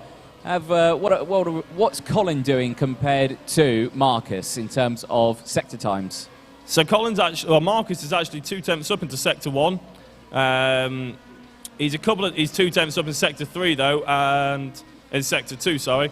And in sector three, sorry, it's quite hard to see these. In sector three, he's actually 4 tenths up. So overall, Colin is quicker on track over the course of the lap. Costas has actually got purple sector one and sector two, so he's actually faster than Stuart French over those 2 sections of the corner. And in sector 3, Ben Bennyworth is the fastest man on track. Drama at the front of the pack. Stuart French, that gap is coming down. It was over 4 seconds when he left the pit lane. It's come down to 3.5 seconds now as he exits turn one. So Costas is slowly reeling in. Stuart, it might not be enough in the 20-minute gap, but you can see the split there. They're not that far apart now, are they? I wonder if the pressure's starting to get to Stuart. Maybe lapsing in concentration. You know, he had that before the pit stops happened. He had it absolutely nailed. He was unbeatable before the pit stop. But maybe now he's just getting a slightly complacent. Maybe missed a braking zone. Maybe missed an apex. And Costas is trying to pounce. It is common to see, though, if you're at the front and you're at the front, you don't race or anything like that. You can just start to get a little bit comfortable and. Like I say, you lapse in concentration, you brake a little bit late for a corner, you lose a few tenths here, and you brake a little bit there, you lose a few tenths there. Well, for Stuart French at the moment, it's pretty much a 55-minute qualifying session, isn't it? And that is a long time to be putting in qualifying laps, or practice laps of any kind. So he's doing well. I think Costas is going to have to do a lot to, catch up, but he's also got to pass him. Exactly that. On board with Ben Bennyworth, looking backwards at nobody. So he's the fastest man on track, though. I can tell you, the last lap the lap before, he was actually purple overall. indeed, So yeah. he's absolutely fine, Ben Bennyworth. And then we've got Chris Wilson just up ahead of him. So he's got 8 tenths or 7 tenths to him. We'll see if he can line up a move within the next 2 or 3 laps. Yeah, this is going to be making the guys at Camsport nervous. And, this is the final spot on the A grid here. If you get 3rd place in this race, you're starting 15th for the A final, and that's where you get the points. And here we go. Yeah. Ben Bennyworth has got a good exit out of turn 1 here. He's in the slipstream, and he's going to be looking to the inside. Chris goes defensive. Bennyworth switches back to the outside. The camera, when it wants to, changes camera position. And is he going to give the room? He does give the room. Tries to Stops switch back, though. Yeah, tries to switch back, but not quite good enough. So a good attempt first line for Ben Bennyworth, but not quite there. Chris, good defending from him. I think it's definitely showing Ben's intention, though. He wants this job done early. He thinks he's quicker than Chris, and he thinks he wants to prove it as well. But getting past him is going to be difficult. In this section of the track, it is a hard sort of series of corners to overtake on. You can't be going 2 abreast through it very often. So hopefully we'll get another lined up into turn 1 and 2. Well, yeah, let's hopefully so. They seem to be the most favourable corners to overtake on. That gap open up slightly. It looks like Bennyworth struggles through this midfield section slightly against Chris. Maybe it was just this lap, a little mistake. But he looks like he's opened up that gap quite a bit now, has Chris. Back to 0.6 of a second. So I think the reason why Ben got that massive run onto him into turn 2 is because Chris actually missed the apex of the first corner. Now, Chris is going to have that in his mind as he lines up the first corner now. And it's whether or not he can nail that apex this time round. Well, let's have a look as we go in towards turn 1. No position moves going on here at the moment as we go through. Nice apex from both. And again, it all looked like Bennyworth had the better exit out. And it feels like a little bit more comfortable. Yeah, I think he's more comfortable with that entry, and especially the exit. He's too far back here to make a move, I would say, although he's making sure he can see him. Oh, he's just sort of outbroke himself there, but he might be trying to just get a good run into turn 3. A bit of a later apex there. I don't think it's worked out for him, but he's managed to keep that gap at a bit closer than he had last time around, though. And he's going to try and close in under braking a little bit too close, almost collecting the back of Chris Wilson. And again, that's not going to help his exit speed. No, Ben needs to focus now because he doesn't want to lose out on that half a second gap he's got. He doesn't want that to extend to 7, 8, 9 tenths again. He's going to keep the pressure on Chris, and Chris will crack, I'm sure, if he starts driving in his mirrors. If he keeps nailing his apexes and braking points, it's going to be up to Ben to try and make that move. Well, we'll definitely see. 16 minutes left on the clock, so there's still plenty of time to make that move done with a gap of only half a second. These guys are going to be the one to keep an eye on for the last spot of the podium then as we go into the race. Let's again just take a quick rundown then for was at home. Stuart French is on lap 28, leading by 3.6 seconds from Costas Avram in second place. Chris Wilson in third. That is the battle that we're watching here with Ben Bennyworth. And I was going through the order, and I might stop because this looks like it's getting a little bit more interesting. He's got the good slipstream again. Chris Wilson is going to go defensive, and Bennyworth again round the outside, going the long way round on the dirty line. And again, he can't get the power on, but now it's much closer here. He's got a better exit out of turn 2. And he's, again, going defensive from Chris Wilson. Bennyworth going to look down the inside, outside. Which way is he going to go? He switches to the inside under braking. No, thinks against it. Brakes earlier. No, I think he needs to focus on that turn 2 as well, because I think at the moment, if he goes onto those marbles, he's not going to get that exit that he's looking for. And although he might have a later braking point than Chris is doing well keeping him behind him and making sure he's got that gap into those braking points. Yeah, he's positioning that car very well to make it as wide as possible through turn 2.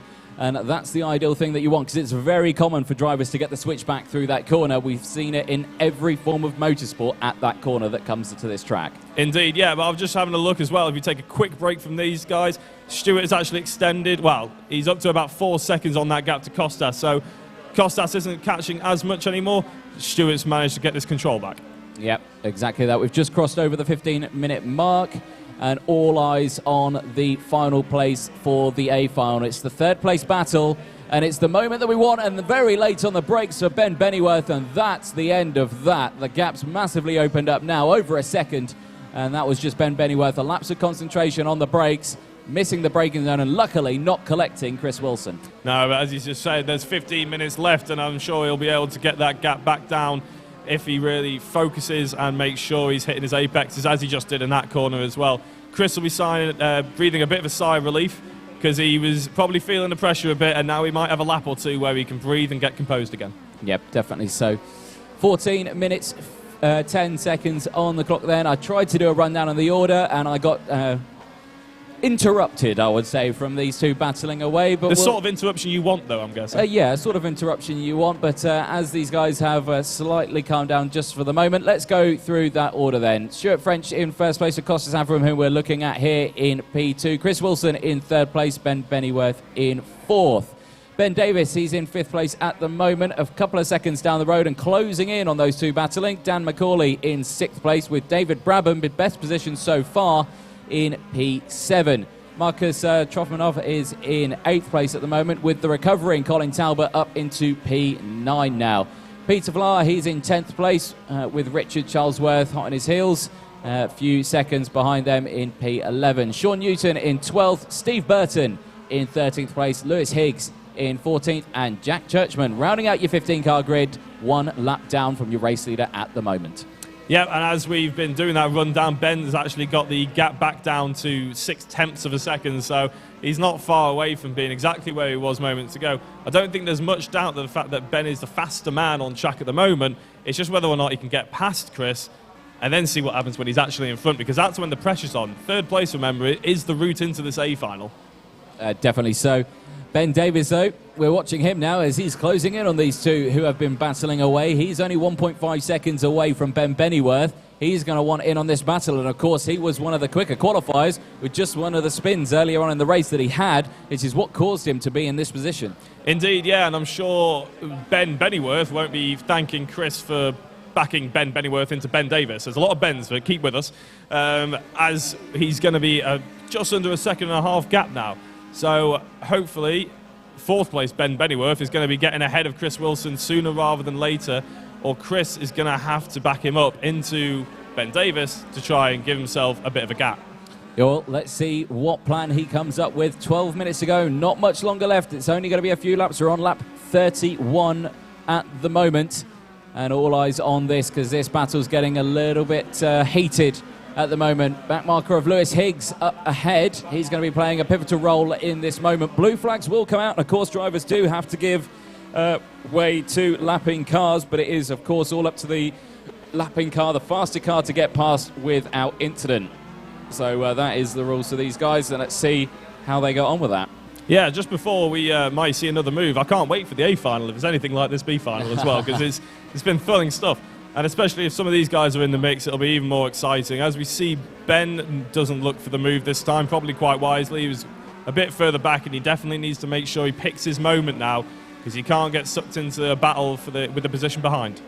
Exactly that. And, of course, it is very tricky to be right behind another car because there's so much aero on this car. The disturbed air that's coming out the back, the dirty air, it's really hard to stay close, and you can really understeer through some of these corners, faster corners, I should say.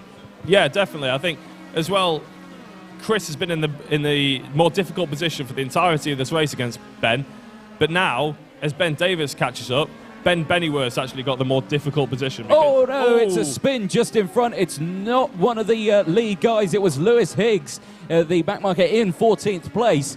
Luckily, that's a very robust, quick way of getting out the way. Yeah, I mean, at least he is out of the way, I suppose. I was looking over at you, Anthony, before, because all of a sudden everybody goes, ooh, but yeah, coming back to it, Ben Bennyworth's actually in the more difficult position. He's going to have to attack and make sure he's not leaving that door open. His job's become a hell of a lot harder since we've got Ben Davis coming behind. Yeah, exactly that. He is slowly closing in now. It is less than a second. It's just fluctuating between a second now and less than a second between these guys with 10 minutes left of the clock. Here is a replay, I believe, what happened to Lewis Higgs. Yep, on the power, too much curb, smacks that nose into the Armco of the pit lane, and that's not ideal. It's easily done, especially if you're playing around with the traction control maybe, getting onto that loose edge. And he might have been seeing a few blue flags, looking behind him, just didn't quite concentrate. Unlucky for Lewis. Exactly that. Those tyres are going to be more worse than wear for now then. 9 minutes, 40 seconds on the clock. We're nearing the end of this race, and all eyes on the battle for third place. Chris Wilson, Ben Bennyworth and Ben Davis going to be fighting hard between these others, English, get my words out. as these guys go through with their 9 minutes remaining. It's going to be what must be going through Chris's head as he makes a little bit of mistake there. Well, I think we just saw a little glimpse of what's going through his head, because now he's getting lined up into turn 1. Around the outside goes Ben Bennyworth, and can he get the later break in? He's going to see Chris Wilson's going to defend. Oh, he's broken too late there, and Ben Bennyworth has got the position, but can Ben Davis get back through, or can Chris keep his foot in? So yeah, Chris had to have given that position away because of the track limits. He wouldn't have been able to keep that one. So he is going to have to try and fight back, but I'm sure race control are going to be giving him a warning. Here we go into the braking zone of turn 2. Is he going to try and go later on the brakes? No, he doesn't. So that now promotes Ben Bennyworth into P3 and that final spot for the A final. Now Ben Davis all over the back of Chris Wilson. He knows he's under pressure as we go on board of the front nose. The big diffuser at the back of Chris Wilson. Chris goes defensive. Davis down the outside. Is he going to try and get the switch back here? Is he got enough speed? No, he hasn't. So he still holds on to it. It does Chris Wilson. No, I think Chris Wilson plays his car very well there, and if he dives at the inside here, it's going to be ambitious, but the camera cuts away as we see Peter Vlar. Ben Davis got him, but Chris is coming back on him. And he's going to be, oh yeah, that's a very nice move. He's back ahead of him now, but unfortunately I think for these two, Ben Bennyworth's going to drive away and he's going to get that A final spot. But it's good driving between Ben and Chris at the moment. Yep, so Ben Davis is going to try and get past this as fast as he can because he wants to try and catch up to Ben Bennyworth. I think Chris has been a bit shaken up from that last few moments without breaking himself. And now he is a very, very weak spot now between himself and Ben Davis. Ben Davis now on the slipstream. Is he going to look to the inside here? No, too far back. But again, Chris missing the apex and under pressure as we cut back to Sean Newton here. He is piling on the pressure somewhere else. And again, he has managed to get past it. Ben Davis down the inside, up the straight, up into turn 2. But then he switches camera. Chris Wilson trying to get back, can't quite do it. Ben Davis up into P4. And I think that is done for the time being. It's not going to be done for the rest of the race. I think that's pretty much the only guaranteed bit about this bit of racing. He's going to give it another go. He might even line him up here. He's going towards the outside. Is he going to try and outbrake him and go round the outside? No, he's going to try and get that switch back, which is probably the wiser move, but he doesn't quite get back under in time. No, so it's a good attempt from Chris Wilson there to try and get that position back. If you want to try to do it, you've got to get it back as ASAP. Just to try so they don't break away too much. But as you can see, as we go through this infill section, that gap is opening up. It's now 0.6 of a second between himself and Ben Davies up in front now. And I think if he doesn't make any mistakes, that's kind of signed, sealed and done for the time being. 6 minutes to go of the race. And I think we've just seen the final battle for third place. Yet to see if Ben Davies can close that gap on Ben Bennyworth. It's a lot of time he's got to try and gain, but it could be done. It's a lot of time he's trying to gain, and he's really pushing the car to try and do it as well. But Chris is really thinking about it. He's putting his car on the edge. He's really trying to push. I think we're going to see Stewart and Costas going through to the final, and Ben Bennyworth probably joining him there as well. Ben Davis is really trying to throw everything behind it, but unless Ben Bennyworth makes a mistake, he's been quick all day, and he's currently still holding the purple lap time, the fastest lap of the race. He's going to be, hopefully, he can keep it where he is. Well, let's see. Just under 6 minutes to go. 5 minutes, 50 seconds left on the clock. We're at lap 35 for Stuart French. He's opened that gap up to 7.2 seconds now between himself and Costas Avram.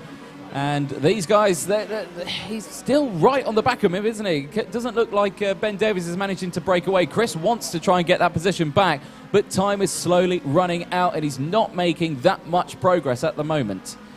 No, indeed. I'm just looking a bit further down as well. You see the likes of Dan McCauley and David Brabham back there as well. Dan McCauley's actually really trying to push back. He's got 3 seconds to catch Dan Wilson, but if he just starts trying to mess around with Ben, then he could get into the graps of Dan McCauley again.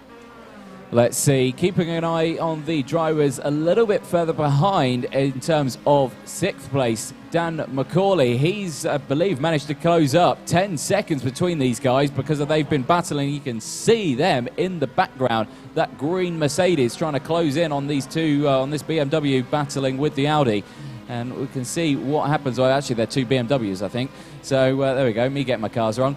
But yeah, so he's managed to close that gap up. So let's see if he can close up to this battle. As you can still see, Chris Wilson diving to the inside. And there's a little bit of contact, and that was an ambitious move under braking but they don't spin and manage to keep going, but that's going to play into the hands of Dan McCauley now as well. I think ambitious is probably the correct word there. I think luckily all Chris did was probably aid Ben Davis in rotating the car a bit quicker. But luckily we didn't have anybody off there, no spins, and we're all back safely racing. Dan McCauley is going to be licking his lips. I think Dan McCauley's liking this, seeing this up ahead. He's really close in on these guys. It was 25 seconds between them. Last it was over 2 seconds. It's less than 2 seconds now. It's again fluctuating between the two. 1.8 seconds he is now behind these guys. So he's going to be trying to close in on that battle in this final 4 minutes of the race. But there is not a lot of time left. There's probably around 2-3 laps left. I think we'll have 2 laps on the timer, and if we're finishing on the checkered flag, that'll be on the 3rd lap, I think. So there's not long left, but Dan won't care one bit. He's going to put everything behind the car, as we see him doing that now, to try and catch up to these 2 ahead of him. Yep, dancing with the track limits, though. Race control will be keeping an eye on that as we go on board with him, or we're watching him now, into the braking zone. Again, Chris late on the brakes, almost into the back of Ben Davis, piling on the pressure, and it looks like he got a good exit. Now is this going to be a move for 4th place? Again, Chris Wilson looking to the inside. He can't quite do it here. He stays in the slipstream, under braking, switches to the outside. And is he going to try and get the switch back here? He could get the switch back now. He's got a good run out of here. Loses the back end slightly. Ben Davis goes defensive, slots back in front. Now he gets the slipstream. As they go in towards turn 3, who's going to be later on the brakes? They're not side by side. Chris switches to the inside, under braking again. Says no to it. Yellows in sectors 1 and 3. They clear quickly, and this battle is not over yet, is it? No, absolutely not. And I think Bettler's just trying to hit the apexes a bit too much, bit too hard, as Chris is sort of just trying to be calm, just pick his moments. He wants Ben to make the mistake before he makes him make the mistake, if that makes sense. But yeah, we got Dan coming in behind him. He'd have loved that little bit of action there. He's only going to have a lap or 2 left. He might be a bit too far back to make a move ahead of these 2, but he can certainly put his nose in to see if there's an accident. Yep, replay here coming up. Let's see what happened here. I think this is David Brabham who we've got going through the final corner, and it's getting a little loose on there, and that's a big crash into that tyre barrier on the outside of the final corner. And that, if damage was on for this championship, he'd have a lot of it after that. Yeah, that would be a nasty one. You wouldn't want to see that in real life. You don't want to see that in this, even in this style of racing either, to be fair. But we see, I think Ben Davis has just extended that gap on Chris Wilson a little bit. It's up to 0.8 of a second. So this lap might not be the one that Chris has to do it on. He might have to do it on the last lap. And what a last lap that would make. Yeah, it would be a last lap as these guys closing up on each other. Less than 2 minutes left, 1 minute 40 seconds on the clock. It's 1 minute 22 roughly per lap. So these guys, depending on where the race leaders are, if they're anywhere, I think they've got this lap and the next lap. So I think that we're on the penultimate lap at the moment. And we're looking at Dan McCauley here, and he is all over the back of Chris Wilson now. Yeah, just before these guys make a big move on each other, which I'm sure will happen, just want to say well done to Stuart French, who he just come into the camera now as he comes around the final corner, probably to start the final lap. Yep, he's absolutely bossed it. Yep, this will be the final lap for him. 1:10 left on the clock with 1:22 as a lap. Final lap time then for Stuart French and Costas Afram as these guys go through. But we're back with Chris Wilson. Anything can happen here, really, can't it? I mean, it's if Chris decides to make the move on Ben, it's not going to be to get into any of the finals or anything like that. It's just for pride now. But, you know, these guys want to race. They want to finish as high as possible. Exactly that. And it looks like that gap has massively closed up now. Dan McCauley all over the back of Chris Wilson.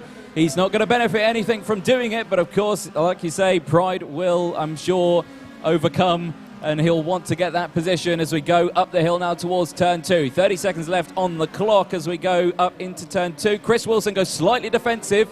Yeah, but he's going to go try and get that switch back. Chris Wilson runs onto the curb. He's actually lined him up perfectly for the turn 3 now, so we'll see what he can do. Chris is going to defend, obviously, but can Dan McCauley? He's going around the outside to see if he can outbrake himself. It's a dangerous braking position here. It's hard to go around the outside, but Dan, can he get his nose in front? He's closing the door. Always a little bit of rubbing, and Dan's in the gravel as Chris slightly rubs him wide, shall we say. I think race control won't look too much into that one as we cut back to the race leader, Stuart French. The race has finished. Ooh. And it's lap 39, and he's going to cross the line as we see another driver in the background take a spin. But Stuart French crosses the line. He's going to take P13 for the A final. Costas Avram He's going to take P14 for the A final. And Ben Bennyworth, with the last 2 laps remaining, managing to get past Chris Wilson, who held on to 3rd place for the majority of the race, takes the final spot for the A final. P3 in this race, P15 for the A race as the rest of the field comes through. Ben Davis, P4.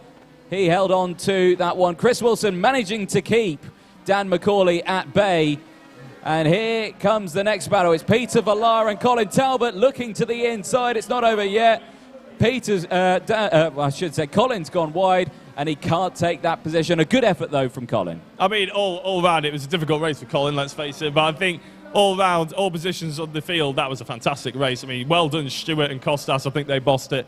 But Ben, Chris, Dan, Colin Talbot, David Brabham, Marcus, all the lads, they really did very well. Yep, fantastic stuff for them. And of course, David Brabham's first time here at Simply Race for the DTM Championship, jumping in straight away and managing to get a P9 out there. Absolutely fantastic, because these guys are seriously quick out there, and, you know, jumping in and giving this a go, fantastic to see, and I think he's absolutely smashed it. I think it's amazing to see a man with that kind of CV comes down here, still has things to learn as well. I'm sure he's learned a few things from these lads. I'm sure he enjoyed it thoroughly, and we enjoyed having him as well. Yeah, excellent stuff. Hopefully we'll try and get a word with him a little later on. But yeah, great stuff from these guys as they come back into the pit lane. Hopefully they've looked after their fuel so they can get back to the pit lane. It is, I believe, one of the rules that they have to get back to the pit lane on the tank.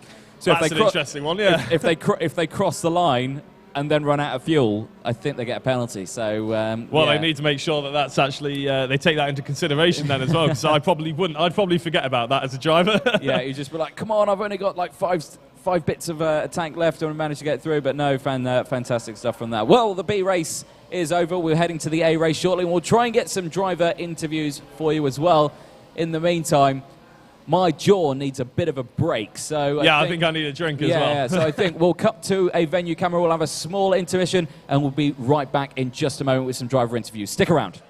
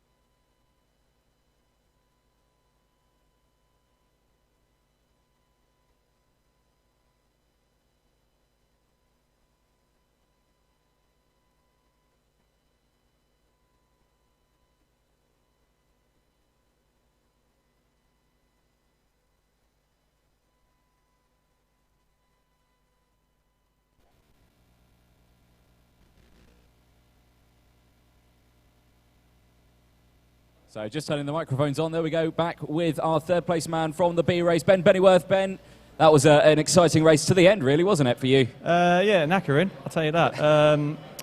Started off 5th and then ran about the 3rd, 4th area. I was pretty much in a scrap with Chris Wilson for the whole of that race. And I can't remember who it was as well. Someone else wasn't getting involved in the scrap. And then we started coming up with back traffic. So I thought, right, I'm going to try and sort of undercut, get a fresh set of tyres, and surprisingly it worked. And then stuck on the back of Chris Wilson for the whole of that race. And then with about 10 minutes to go, he kind of made a mistake coming out of the final corner, down the pit straight, again went a bit deep into turn 1, I got the position. And I knew that Ben Davis was coming right behind us. So I was kind of hoping that Wilson would sort of defend and sort of hope that I can sort of pull away, and thankfully it did. So it kind of worked for that. So yeah, it was good. The driver you were in the battle with earlier on, Dan McCauley in the green Mercedes, the identical car to you but just green. You were in the red car, of course. You were having a great little scrap 1-to-1 with him earlier on in the race, and of course that was Hope making us feel like, oh, is he going to try and close in on that position? And the fact that you still managed to do it, you had great pace and quickest up of the race as well. Yeah, I was quite happy with that actually. It was like a 1:23.3, I think it was, but. Yeah, like I said, I had a good scrap with Crest the whole of that race. Unfortunately, the top 2 pulled away, so I couldn't have done any more than I could have done. But overall, fair place, I'll take that. Into the main final, I go. Yeah, exactly. You're into the A final, starting at the back. What's your tactic going into turn 1 then from the back of the grid? Just go for it. Just go for it. Just send it down the inside. Lick the stamp and send it. Excellent stuff. Thanks for talking to us. Best of luck then for the A final. Well done. No worries. Cheers. I'll take your microphone from you, and then we'll get our second place. We'll get our second place man in. Costas, come join us. You've been summoned. Yeah. Take a microphone, take a seat. So, second place, you kind of had a bit of a one-horse race. You were on your own for most of it, weren't you?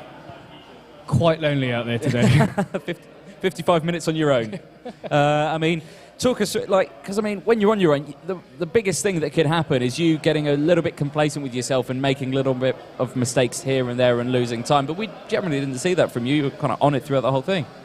I just took no risks from that. I just wanted to bring it home and try and get through to the main final. So, yeah, it was try and keep our... There was a couple of little mistakes, but luckily I kept it pointing in the right direction. Yeah, exactly that. Like I say, second place in that one, starting P14 for the A final. And, of course, we've seen you in the A finals before, and, it's going to be great to see you in there again. Again, tactic. What's your tactic for the start? It's going to be fun. Being at the back, there's limited chance of someone coming up the side and taking you out, so it's just a case of keep your own nose clean, don't hit anyone in front, and enjoy it. Yeah, exactly that. And of course we see these guys, it's going to be a little bit more competitive in this one, a lot closer. So it's going to be, you had a lonely race last time, you're going to have a very exciting race this time. So you just got to try and switch that mentality over now from consistent person to attack here, there, where you can. But a fantastic race from you. And you almost actually got the switchback, actually, thinking for Stuart French as well. We were just talking about that. He was surprised how much the undercut worked there. Yeah, so almost got away with that, but not quite. So starting P14 in the A final. Thanks for talking to us, and we'll see you out there again. Thank you. Get a drink. Spot on. Then let's bring in our race winner from the A final, Chris Wilson, wearing Stuart French. Chris Wilson. Should I go and grab Chris? No, don't grab Chris. Are you wearing a very good T-shirt there? What does it say? Almost a race. Pretty much a racing driver. There you go. It's a good example. There we go. Well, how was that for you? It was relaxing. Relaxing? Yeah. No, it was quite good. Costas kept me honest through the whole race. I was keeping an eye on the gap between us. Every time he caught up a little bit, I'd be like, oh no, he's pulled something out of the bag. So I was waiting for that moment that he would just catch up, and seemingly just about the same pace. But with these cars, every lap's a new lap. The tyre degradation means that your sighting lap is each lap. Your braking point is moving like 5 to 10 meters every single corner, and then add in the fuel in there as well. I played it a bit safe, so it'll be interesting how this one goes, really. Yeah, exactly that. And of course, we saw from that one.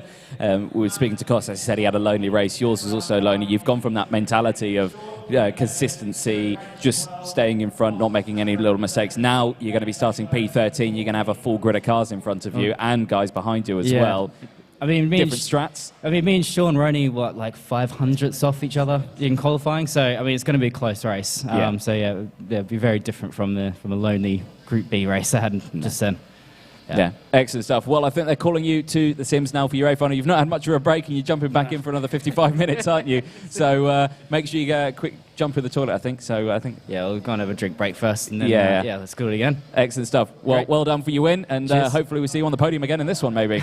I don't know. Cheers. Thank you very much. Excellent stuff. Great to talk to our top three there. And are we going to be, we've got some other driver interviews as well. So we spoke to our top three. Let's talk to a man who was a little bit further down there, David Brabham. David, how are we? I'm good, how are you? You're good, yeah. First time with the SRDTM Championship. How was that? Well, yeah, first time on any kind of simulator like this, that's for sure. So, amazing. It's incredible to think. Some parts don't feel so real, but there's quite a bit that does, particularly when you're racing. And I think that's where the most fun is when you've got people around you and you're sort of calculating where the best place to overtake someone without going off yourself. Yes, and I suppose that's the sort of things that you can bring from the real racing side of it is how you position the car on circuit, you know, where you position it, that is going to be one of the main fundamental factors that you would bring across from one of those. And seeing you out there, you had some fantastic overtakes that we saw. We thought that, he's not going to make that. He's done it. How did he do that? So, you had some great eye-of-the-needle moments through some of those corners. Have you raced at the Red Bull Ring, actually, in real life? Yes, I have. You have. How does that circuit compare to what we've got here? Circuits, I mean, it's in terms of layout, it's the same. When you're so used to being in the car and less in a simulator like this, you really do feel like you're losing about 85% of your sensory feedback. So it seems very narrow, and it just takes time to really narrow into what all that feels like to know exactly what to do. So for me, I was just going through a massive learning curve while I was still trying to pass people. Yeah, and I say, even in this tier of motorsport, it is a new side of motorsport that we see, esports and the sim racing side of it. Drivers are learning so many different aspects of it, and even such experienced drivers such as yourself, who've raced in pretty much everything. Yeah. You've got your career sheet is quite impressive, much more impressive than mine. I have to say, I've done karting. That's right, it. cool. So there we go. No, Yeah. you've literally raced in everything, and to see you in this is amazing. It is great, and we're very pleased to have you here. Oh, thank you. Yeah, just great fun. We managed to get a couple of people that I didn't know from a friend of mine, and they're really quick, and they're in the main race, and they're right up there. So we're looking forward to seeing where we get in the final. No, exactly that. And just talking through your strats on that, you actually pitted really early. I did. We wondered what that pit stop was for. We thought, has he Like got I a said, I was penalty, still or- learning what all these things were, all these buttons and everything were doing. We thought, how did it go? But the pit stop went okay. I got though. fastest lap after that. Oh, well, yeah, and then with the fresh someone tyres. beat me by 10th, but I did go 2 seconds quicker than I did in qualifying. So Those fresh it tyres. shows I'm still learning. So. Yeah, those fresh tyres do make a difference. They're but, incredible. They are They really do good. feel like you've got a new set of boots on that Yeah. you can go out there and push. Now I want to go back out, put another set of new tyres on and push again. Then you start to really fine tune it a bit.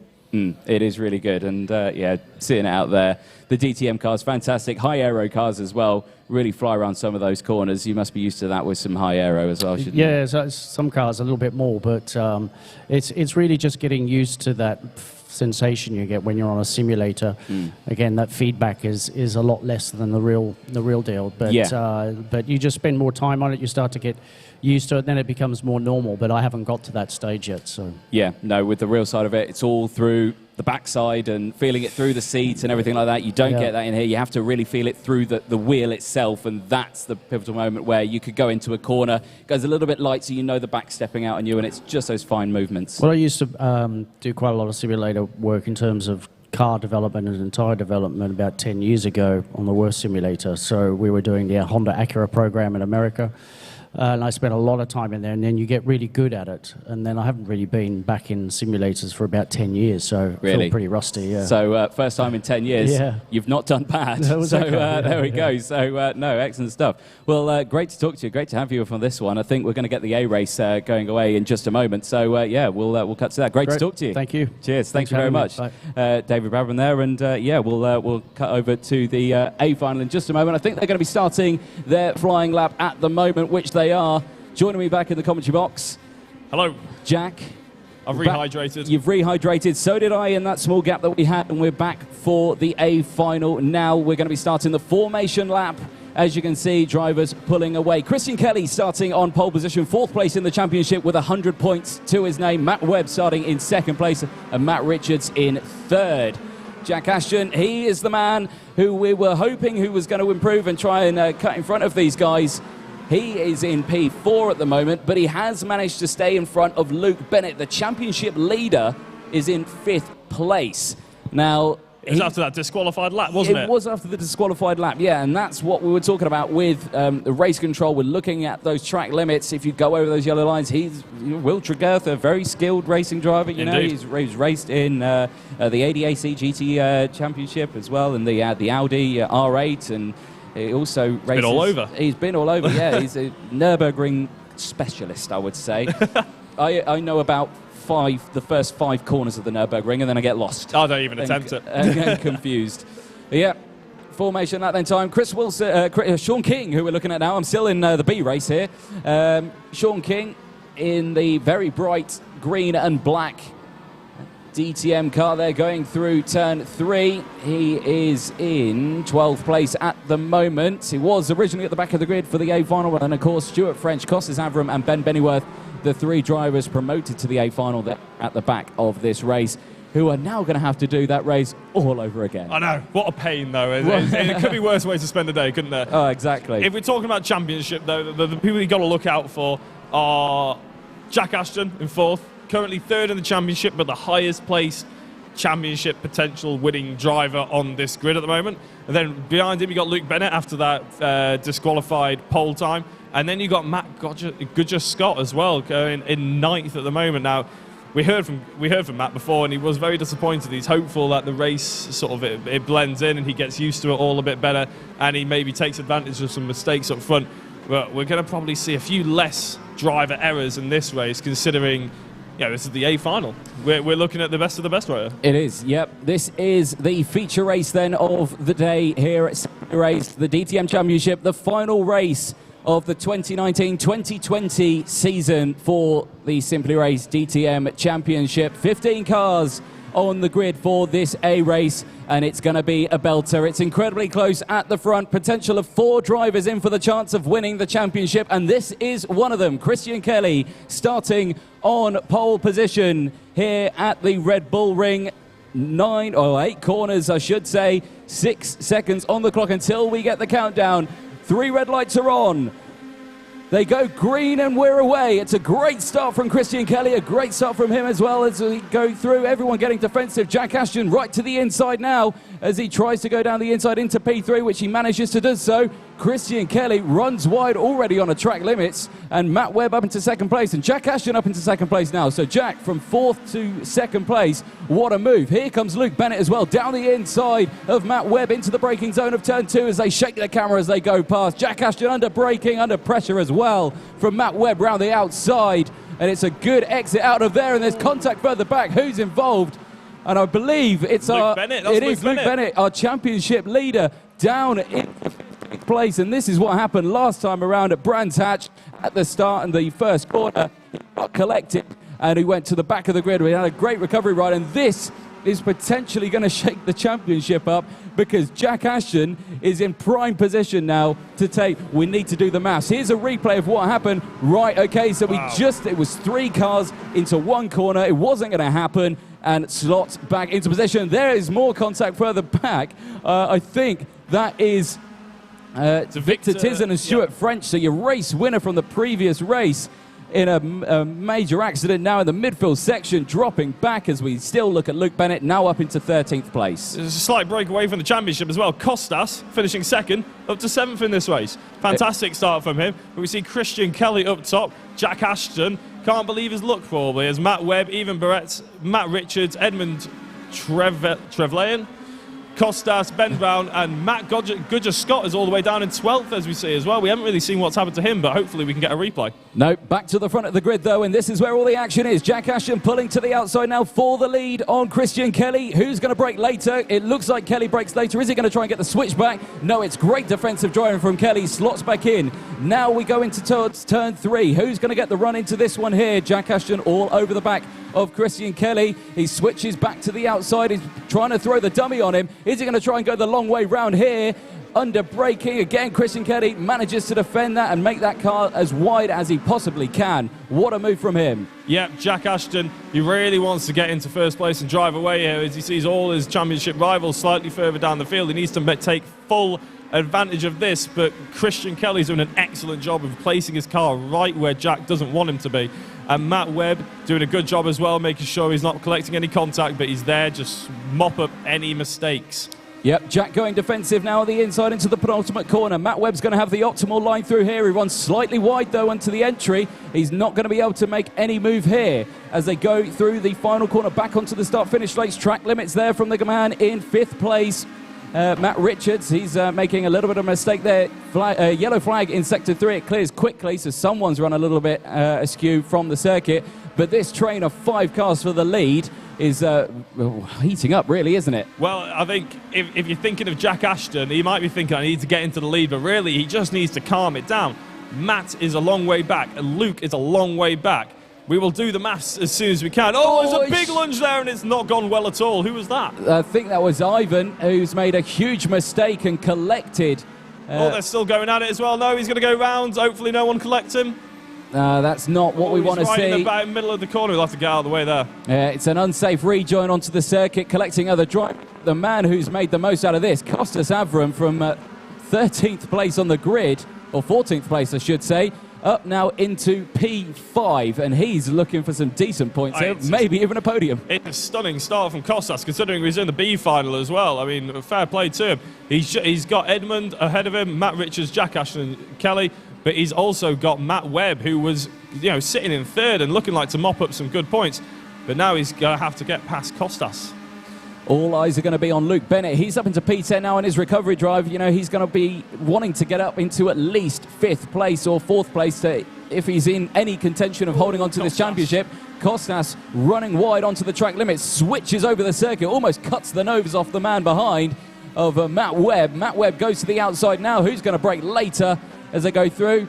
And that is Sean King looking to the inside as well of Ben Brown. Matt Webb did go round there. That was a bit of a disaster from him there. Yellow flags come out, and he's going to have to rejoin right at the back of the grid. And breathe? Can we do that, yeah? And breathe, yeah, we can breathe now. Yeah, no, we see Costas going through now. He's fended off some big attacks there, to be fair, and he's come out on top. It depends whether he can get away now, because obviously Ben Brown's going to have he's going to have Sean King up his rear, and we see a replay of that big lunge of Ivan, and that's just, I don't know whether he just missed the braking zone there or if he was trying something, but it didn't go well, and it's gone really bad. And you saw there he rejoined and collected the back of Matt Webb again, which caused a huge concertina effect, and everyone just piled into everyone there. We haven't realised, Jack Ashton, race leader. Oh, yeah, we have. Jack Ashton has got in front of Christian Kelly, so we missed that. Not sure where that happened, but now he's up into the lead. So now he's looking at 35 points. If only we had like a live championship points table that could appear, that'd be really great. Or someone on the YouTube comments who could maybe, tell us, oh, no, YouTube comments aren't working. If we can get an Instagram or something. And I'm going to look at the man sitting next to me, and I'm hoping that he's going to do the maths for me. You go find a table for me. Colin Talbot from Camsport, thank you very much. You're going to do the maths for me. Thank you. My little helper. Yeah, I was going to say, it's useful to have one of them because the racing is so intense, we can't look away, can we? No, I can't do maths at this point.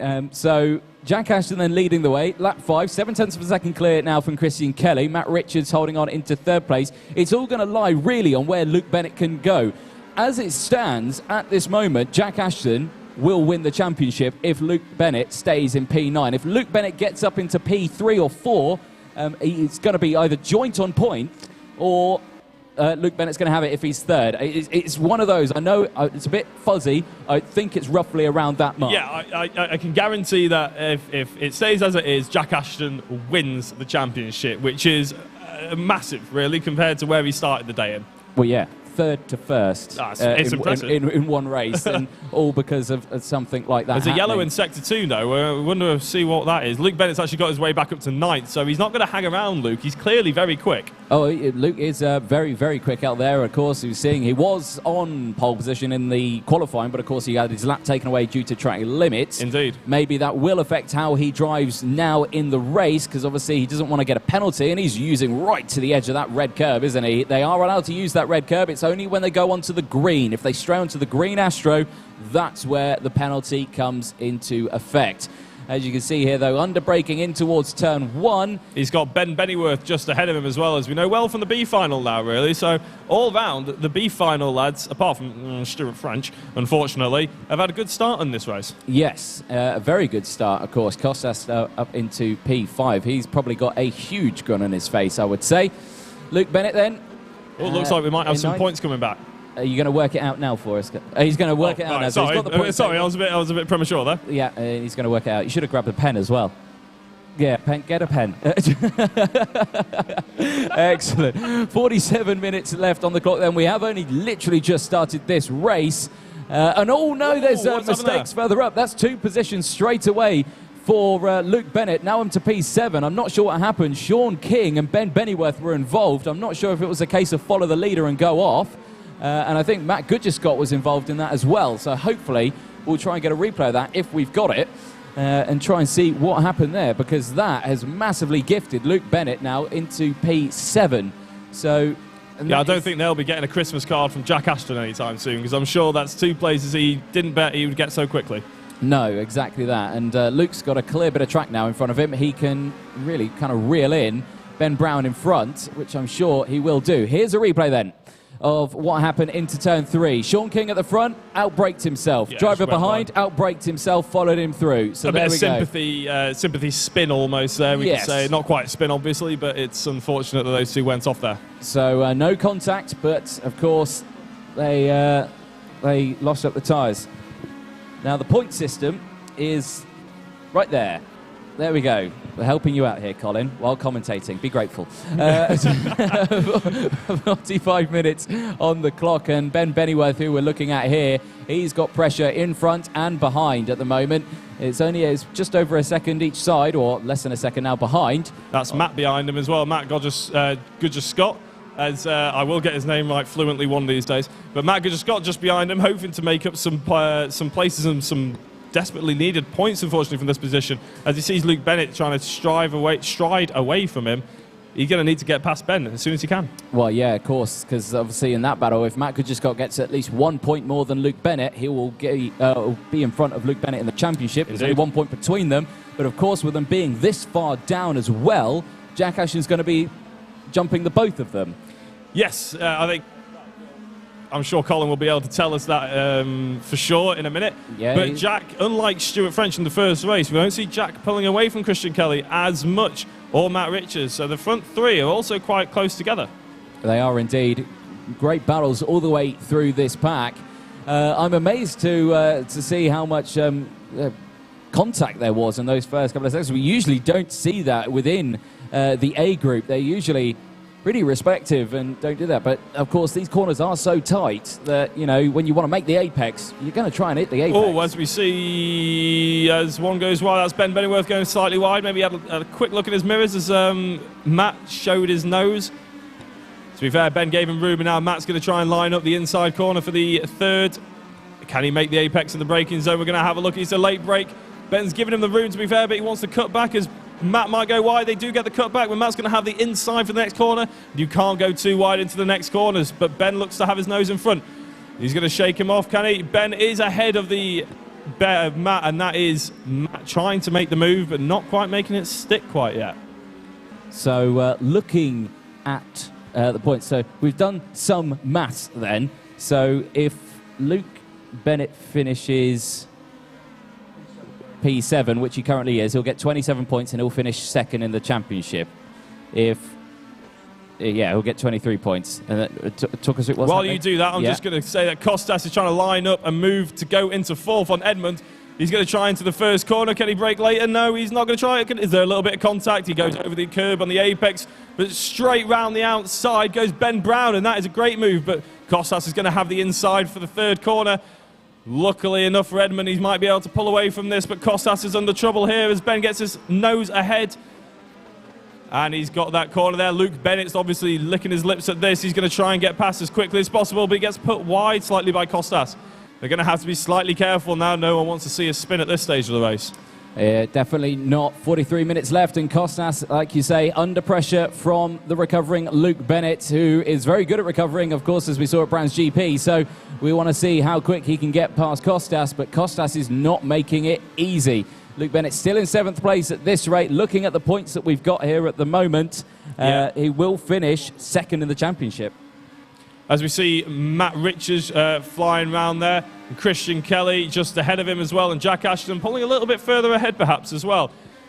These three just minding their way through. They're obviously, maybe Matt is trying to time his attack on Christian, seeing if he'll make a mistake or seeing if he can get him on the pit strategy. It's going to be a close race. There's 3 attempts in it between Matt and 2nd place Christian as well.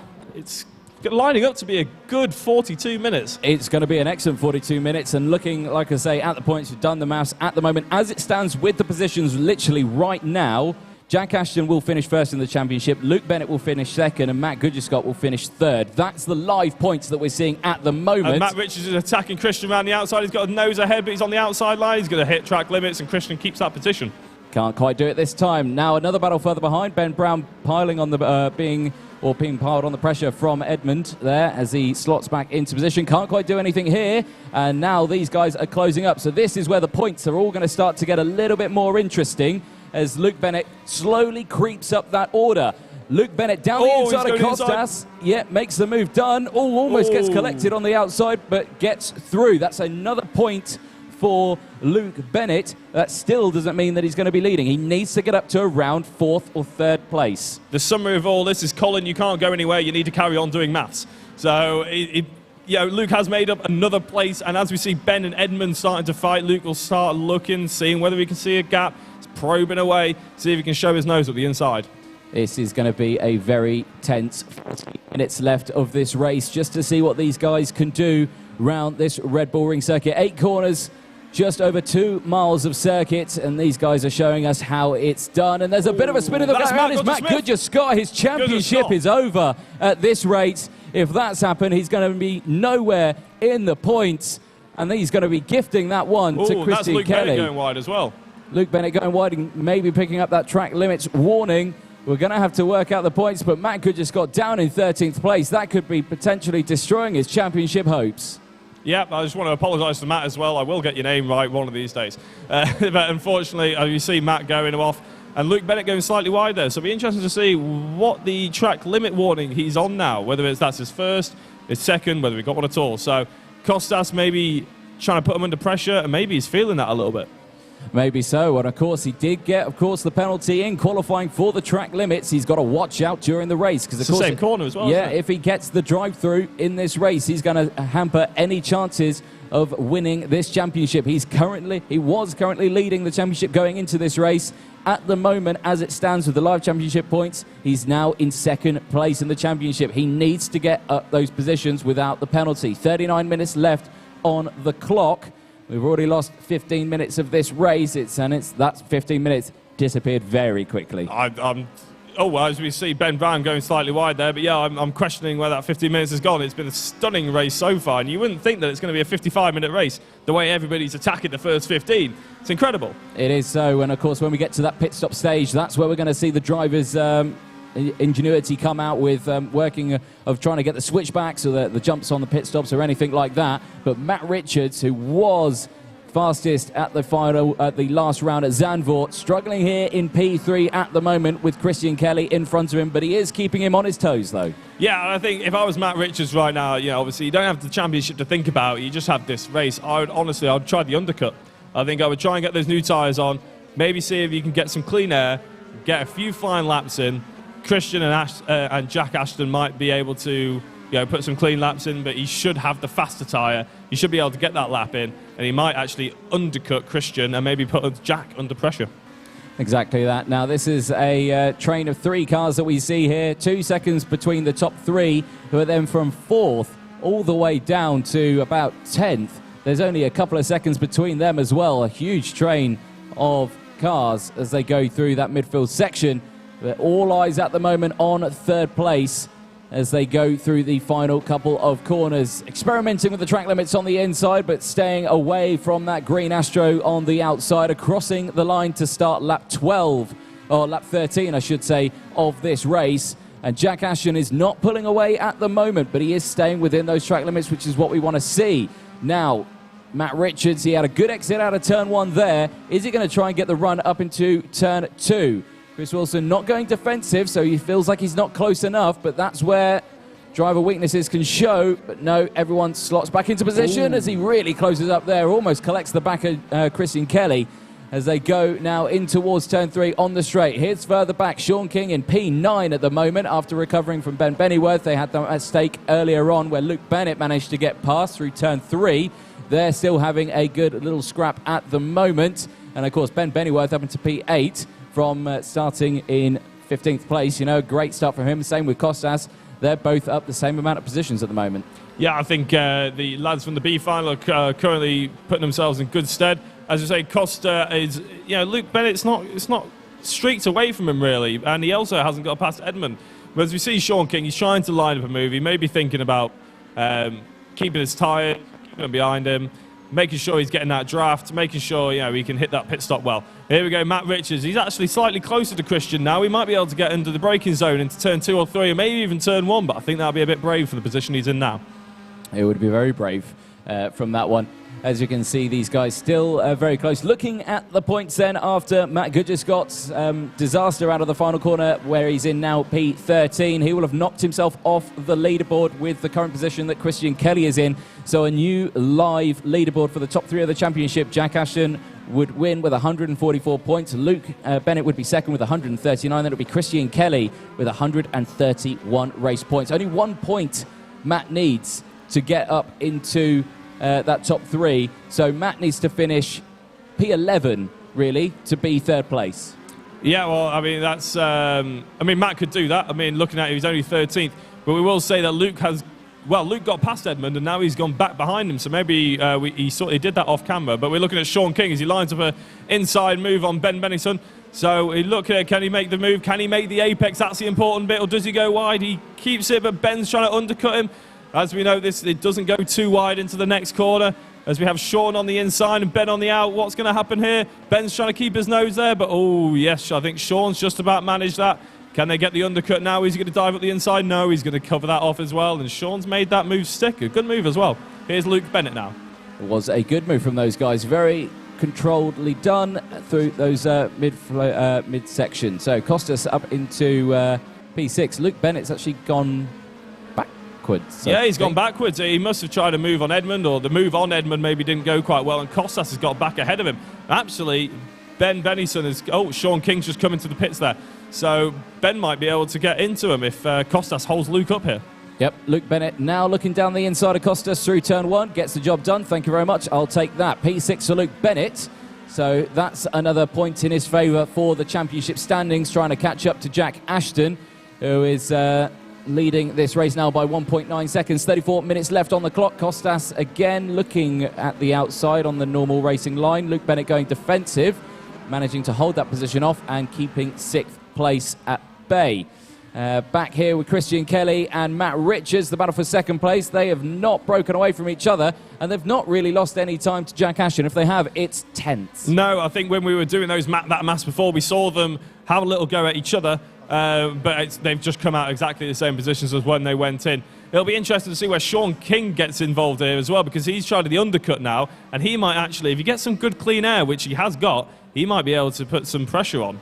Definitely so. I think the undercut is going to be the strategy for this section of the race with these guys on the pit stop. So we'll see what happens when that stage comes around. 33 minutes left on the clock. The pit stop phase is around the 25-minute mark, around that area. The guys would like to change the tyres midway through the race if you can get them last a little bit longer or anything like that. But these guys having a nice controlled race. They're not going for silly moves. They're just trying to work together, I think, to try and keep up with Jack, not let him break away too much. Yeah, it's worth noting that Christian Kelly was also 4th in the championship going into this final race as well. So he's done very well. He's improved his standings dramatically, I imagine. And as we see him go slightly wide, Matt Richards just putting pressure on him, but he's being respectful. He's not being silly. He knows that maybe Christian's in with the title and Matt's not, so he wants to beat him, but he's being sensible about it. I say that, they say they were working together, but not anymore by the looks of it. I think that rule book's gone out the window because they've opened that gap up now to 2.6 seconds from Jack. Jack's pulled away quite a bit now as these two have been battling away. Matt Richards all over the back of Christian Kelly through this infield section, and he's looking to try and get the move done, probably in towards turn 1 or turn 2.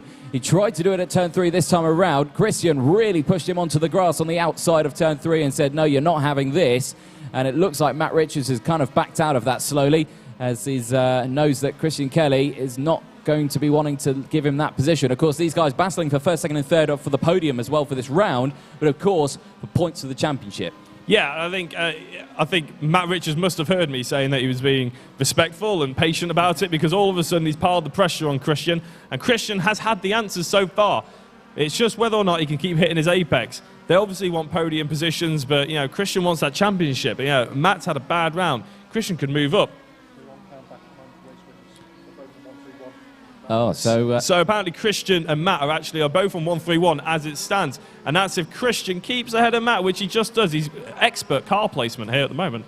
So Matt Goodgescott's actually just popped up into 10th now, but that's purely because Matt Webb and Kostov has pitted for tyres, I believe, so he's jumped up a position at the moment. Whether or not he'll stay there when the pit stop phase comes around, we'll see. At the moment, though, Goodgescott has taken Kelly back off the podium for the championship as it stands. So interesting stuff. They're all still swapping positions. Yeah, at this stage of the race, it's all about who can do the correct sort of pit stop strategy, and we're doing lots of maths and everything here, but the on-track racing is actually fantastic.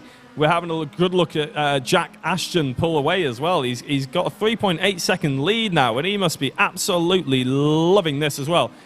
Christian Kelly is still just holding off Matt Richards, and as I say, I think he's piling the pressure on. He's having an answer at every single point. We're having a look at Luke Bennett. He's still behind Edmund and Ben Brown as well, so they haven't come into the pits. But we've had Costas, and that's why Scott has moved up as well. It'll be interesting to see what Christian can do here. It's just whether he keeps hitting his apex, he keeps getting that drive. But Matt Richards, he's no closer than he ever has been. He's just not been able to get past. If he can make this dive up the inside, it'll be a fantastic move into turn 3.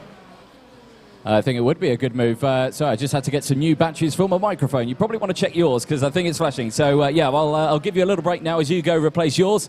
So 30 minutes left on the clock then. And here is Edmund Trevelyan then in 4th place. He's under pressure from Luke Bennett. Luke Bennett looking down the inside. It's a very late lunge. Gets it done. There's a little bit of contact, but gets through nice and clean. So that is Luke Bennett up into P4. And this really shakes the championship points up. I think they're actually now level on points. I think Jack Ashton and Luke Bennett are level on points now. I think Luke Bennett needs another spot. I could be wrong, but let's find out. The man with the maths is going to do the maths because I can't do maths. So he's going to try that for me. But Edmund is going to try and come back down here on the inside of turn 4. Is he going to try and make it done? He is back down the inside here for turn 5 as well. And he gets that move done. It's the Laura quarter, and he's through again. Nicely done through the flat out turn 6 into 7. What a move from Edmund, denying Luke Bennett that P4 and getting that position up, and Jack Ashton will be loving that. Jack Ashton, though, in the pit lane, he's pitted for tyres. Christian Kelly also pitted for tyres. These two haven't. They've stayed out, and so has Matt Richards. So Matt Richards now is your race leader, and now these guys are going to pass these two as they just in the pit lane now. Yes, they do. So Edmund up into 2nd place. Luke Bennett now into 3rd. Jack Ashton in 4th. So championship tables have all switched over now, but we need to see how much these guys can break away. So looking at the points, Luke needs to be in P2 if Jack wins the race. That's what we need. And at the moment, Luke Bennett's in 3rd place, and he's got the pressure from Edmund all over in front of him. He's tried to get in front of him, but Edmund got back, and he's denying him the time. And there's Jack Ashton just behind on the fresh set of tyres. So with these two squabbling, a Jack Ashton on the fresh set of tyres and closing in on these guys. And here again, Luke Bennett down the inside, eye of the needle. There's a little bit of contact again. It pushes him wide and closes back again. He's got the job done in the same corner. It's a good move. as these guys go through. So Luke Bennett, as it stands now, Luke Bennett would win the championship, but of course he needs to pit still. Jack Ashton's already done that, so when he comes through, he comes through.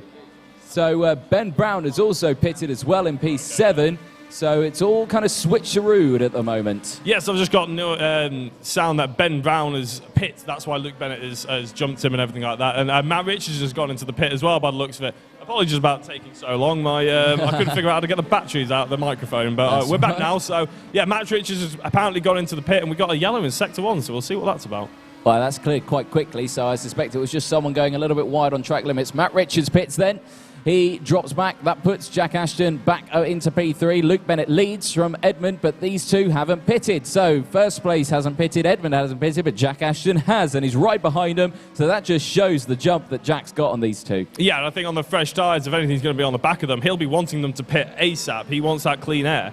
You know, he doesn't want to get messed up with having to battle with, well, they're not even back markers at this point. They're battling for position. Luke Bennett would be fully within his rights to try and hold Jack Ashton up, but I don't think we're doing much good. There is no point for Jack Ashton to do that, though. There is no point, because these two haven't pitted yet. He might as well just stay behind them, just look after his tyres, keep them fresh, no need to battle, wait until those guys pit, and then you're in front, and of course it's, 15 seconds for a pit stop, so then they're going to be 15 seconds behind him, and I suspect 15 seconds, you know, these guys, P8, P9. Very true, yeah. I mean, as we see Jack Ashton, he's making a move here. Of course he isn't going to wait, though, is he? Edmund, no, that's what I was saying. I didn't think he was going to wait. He wants to get past.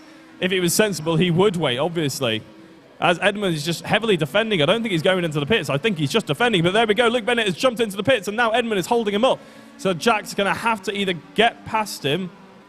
Well, actually, it doesn't really matter if he does or doesn't. That's what you were saying before, isn't it? Well, it doesn't matter, but he is going for it. Edmund goes defensive into turn 1. Here comes Jack Ashton round the outside. He's going to go for the long way round. He can't quite do it. Gets the switch back, and now under power. It's up the hill now. It's going to be a case of who can get up the gears quicker as they go up the hill. Both in the slipstream. Jack furiously flashing his headlights at Edmund as they go into the braking zone of turn 2. He pulls out in towards the clean part of the track. He's on the favourable line through turn 2. Edmund now brakes himself again. Jack going for the cutback here. He's got it. He's on the inside now onto the start-finish straight and in towards turn 2. Can he pull out in front? Yes, he can. Jack Ashton back up into P1. Well, he did that expertly well, to be fair, but I think if, from a race engineer's perspective, he had a race engineer in his ear. Oh, no, he's been touched! And Edmund has hit. And Christian's hit him. And Edmund has hit Jack Ashton. And Edmund has led him back through, and Jack, understandably, is furious in the background, and that's played havoc with the championship. Now, at the moment, Jack is still in 3rd place. He has still got a chance of doing this. My man with the maths is going to do the maths. He's going to work out for this for us. Matt Goodgescott's up into P4. I don't think he's pitted yet, though, so he's going to drop back down soon. But where is Luke Bennett? He's in P10. If Jack Ashton could get back in front of these two, he's still in for a chance. I mean, Christian and Matt aren't going to give this up without a fight as well. Edmund didn't really have any chance of making that move. I think he just outbraked himself. It was a very, very ambitious move from Edmund there. It wasn't ideal. Matt Goodgescott now has pitted, and here is Edmund under pressure from Ben Brown. I'm not sure what the thought process was there, because, you know, it was the race of the lead. He had fresh tyres. You didn't. Oh, no, and there's contact from Sean King in the back. No one spins, but, yeah, that's definitely not ideal. So Sean King returning the favour by the looks of it. I mean, obviously, we're disappointed for Jack, but I imagine, as we were saying, before he got turned around, if there was a race engineer in his ear, he'd be telling him to chill out. Yeah. He didn't need to try and get past him that quickly. You know, Edmund might have been pitting the next lap. But yeah, so yeah, like you say, he didn't need that to happen. He didn't need to go for that move, but he did it anyway. But to be fair, Edmund, he did slow down. He gave the position back to Jack, and again, outbrakes himself slightly there. That's his tyres. His tyres are gone. He needs to pit for fresh tyres. Everyone else is pitted.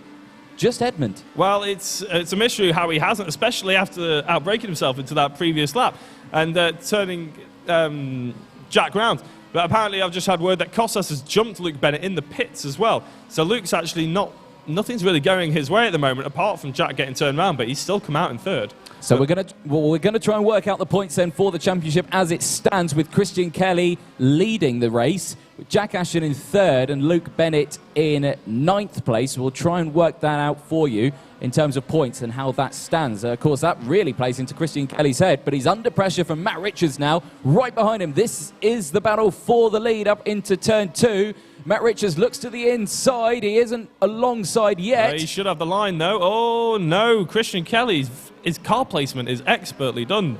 Every single lap, he's been on the right part of the track. It's very good driving from him. He has. Yeah, he kind of positioned it right in the middle of the circuit. He didn't go right to the inside. He didn't go right to the outside. It was perfect right in the middle, and there was just nowhere for Matt Richards to go. With these two scrapping as well, that's going to allow Jack Ashton to close back up. The gap currently is 3.1 seconds, and it is going down 2.9, 3.0. Again, it's fluctuating around that 3-second mark. We'll see that drop down.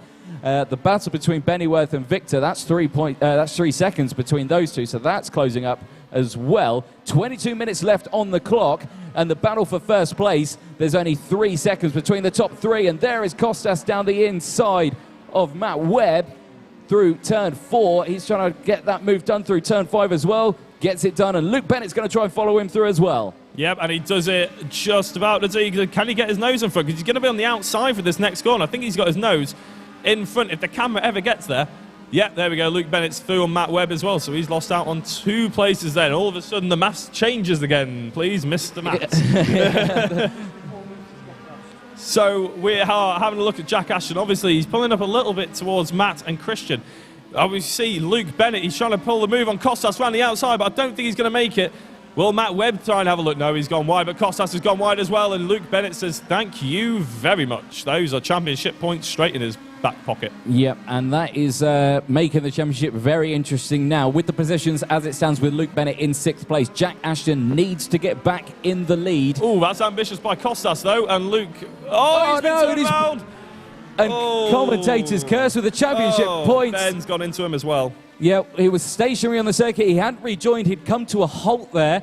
And, of course, Ben had nowhere to go. Huge drama. Luke Bennett now back down into P10. It's not what he wants, and this puts it right back into Jack Ashton's pocket. The championship table, at the moment, if it was live, would be jumping up and down, and it wouldn't be staying still, would it? I think we need to program a live championship table for the next time, because this is amazing stuff, really, especially to come into the finale. Everything's on the line. I have to say, nothing's gone Luke Bennett's way this race, It hasn't, has it? He's had penalties for track limits, he's had contact further on, and he's had little mistakes here and there, and it's just all falling apart for his 2019-2020 season here at the DTM Championship. He's down in P9 at the moment. He's 21 seconds away from the race lead, and if Jack Ashton wins, Luke Bennett needs to come second.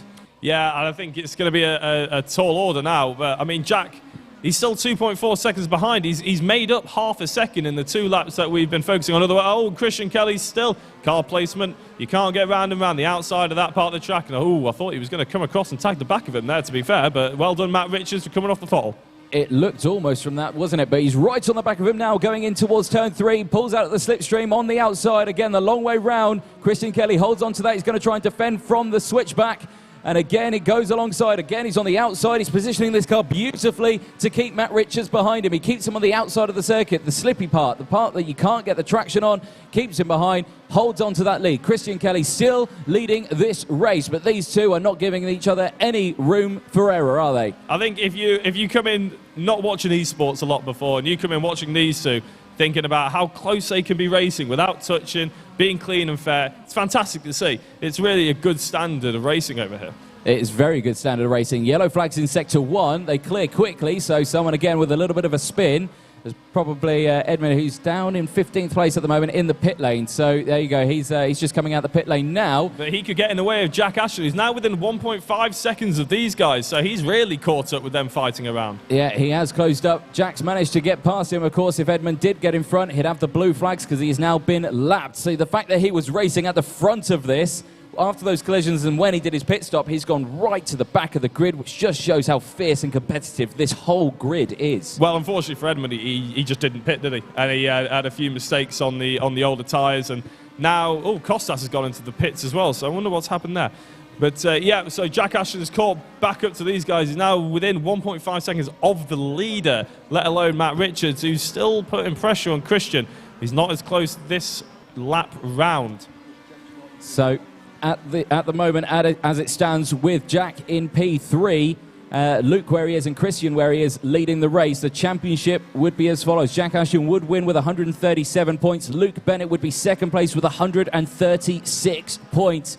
Luke Bennett just needs 2 more positions then if Jack stays in third to take the championship win. And Christian Kelly will be on 135 race points. There's 2 points between the top 3. The thing is, I don't think Jack is going to try and stay where he is anyway, is it? He's going to try and take it. Considering as well, the top 5 places, there's a bigger points difference. After 5th, there's only 1 point difference between each place, all the way down to 15th.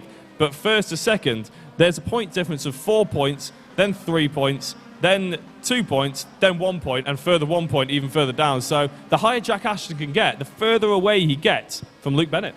Yeah, exactly that. Of course, if Jack can gain another position, Luke needs to get another 4 positions instead of 2. Exactly. You know, he needs to really close in, does Luke Bennett. But of course, every time he tries to get past, he always has a little collision, a little moment here, through no fault of his own. But, you know, it's not what you want. It's not ideal. And, you know, with 17 minutes left on the clock, he's running out of time to do that. 17 minutes left, that's a long time, isn't it? But Matt is going to have a lineup with Bennyworth now. And he's outbroken. Oh, there's a little bit of contact. He did outbreak himself, Matt, there, so it's probably fair enough. I think Ben just tried to get the car rotated and found Matt was in his way, but no one spins and everyone's back to where they were. As we see Victor also sort of driving off a little bit from this battle here, that'd be good for him. Yep. So Matt Good just got there. Tried that little move there. Kind of didn't work. No, not. Ran off. Just outbraked himself, which is a shame because, you know, Matt, who's second place in the championship at the moment, and, you know, he needs to be in front of Luke Bennett, but I just don't think it's going to be happening. It looks like Matt's championship hopes at the moment are not looking great. No, and he's having a good fight with Ben here, but we cut back to Jack Ashton. Now, Matt and Christian have got a bit of a bigger gap nowadays than they used to have, but Jack needs them to close up and start fighting again so he can sort of pick off some scraps here. Well, he's closed the gap up between the top 2 now, so there's only 1.6 seconds between the top 3. Christian Kelly, after his little close encounters with Matt Richards, has managed to pull away a bit of a gap. Here's Matt Webb on Sean King up into turn 2. No moves there. They're kind of staying in a little bit of the train, probably holding on to each other because they know that these guys up in front are scrapping. They're kind of just working together, stay where they are because they potentially, if they make a mistake up top, you know, these guys are in position for a podium. Indeed, and I've noticed that the person behind them is Stuart French. Oh, well, there you go. What a recovery driver he's had. We've hardly mentioned him since his unfortunates at the beginning of this race, but that was a long time ago. He's doing very well to get himself back up there. He's almost swapped places with Costas, which is unfortunate for Costas. Yeah, Costas, obviously, who was up into P5 at one point, had a great one. Ben Bennyworth as well, he's up into P10. But yeah, Stuart French, a great recovery drive from him. Like I say, he was at the back of the grid, having crashes the first lap, but all the way back now into P7. So great drive from him.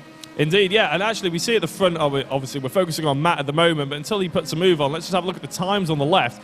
With Matt Richards, he's dropping off Christian. He's not reining him in as close as he used to have. But I think Matt Webb's going to have a good run on him now. We skip around and we see Matt Webb running on to Sean King. Can he get the inside of this first corner?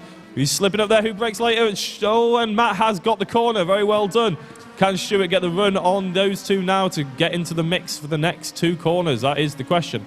Yeah, we'll wait to see what happens at the latter part of this race. 14 minutes left on the clock then. The gap at the top, very, very close still as Sean King, again, not going for a move there, slotting back into position and staying where he is. So Matt Webb up into P5 now. Back further up, here's Matt Richards, your second place man. Jack Ashton very close behind. And Edmund, of course, who's running at the back, has kind of latched onto the back of Jack now. Of course, he doesn't want to overtake Jack. Well, there's nothing stopping him from overtaking Jack, I have to say, because there's nothing stopping a back marker from overtaking. But would you do it? I mean, after what happened before, I think I would probably let off a little bit. Yeah, I'd say I've already hit you off once. I'm not going to attempt to do it again. And he's looking down the inside of him. I wouldn't want to do that. I'd probably want to stay behind. The problem is, if Edmund tries it and he gets it wrong, yeah, I can imagine Will Jagurtha and the organisers will have something to say about it, to be honest. Well, I'm really hoping that he could just help Jack push along. After making that mistake, he's going to be a sportsman and just, you know, I'm going to help you push back up here. Let's give you the bump draft. Let's push you up this hill as well, and not fight you. And I hope that's what happens because, you know, I wouldn't want to see him go for another move and play havoc with Jack, you know, especially when he's fighting for the championship. I mean, there are bigger things at stake, unfortunately. Yes. I'm just having a look at the top 3 as well, and in terms of best lap times, Matt Richards, fastest man of the 3. Oh, we're having just a little look at Stuart French. Do you just want to take that off me? Yeah, Stuart French there was being forced off the grass slightly there by Sean King, who pushed him right onto the grass. He's going to try and get the switchback now here. This is the move for 6th place. And I think he might have the move here as he's down the inside. Sean tries to go defensive, but Stuart still got a nose in front of Sean as they go into the braking zone at turn 3. Down the inside under braking. Has he outbraked himself? No, he hasn't. Gets the move done. Sean tries to come back at him, though, here, but he's on the outside. He's not on the favourable line here for this corner, and I think that's job done for Stuart French up into P6. Great work from him. Yeah, I'm just having a look at the top 3 now, and Matt Richards' fastest lap was a 22.3. Okay, so that is an extremely fast lap. It is half a second quicker than Jack Ashton's fastest lap, and it's 7/10 quicker than Christian Kelly, who's currently leading his fastest lap. So clearly, Matt is the fastest driver of the 3 in this race, if you're talking about full-out pace on one lap. But at the moment, he's stuck behind Christian. Yeah, well, I have to say, you saw that gap. It was open up. It was over a second. He put that 122 in, and he's massively closed that gap. It's 0.2 of a second, and he's in striking distance for that race lead again. Oh, he's going for it. Christian Kelly makes a mistake, runs wide, and now Matt Richards is side by side. So here we go. In towards turn 3. He's got the favourable line.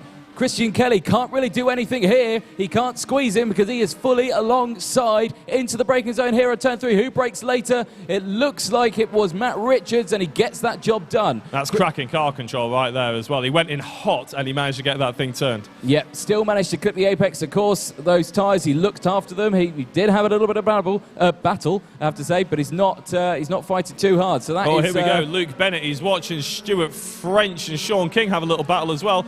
Can Luke Bennett mop up some more points here? He's in desperate need of them now, as Jack Ashton is sort of latching onto the back of that little battle up ahead.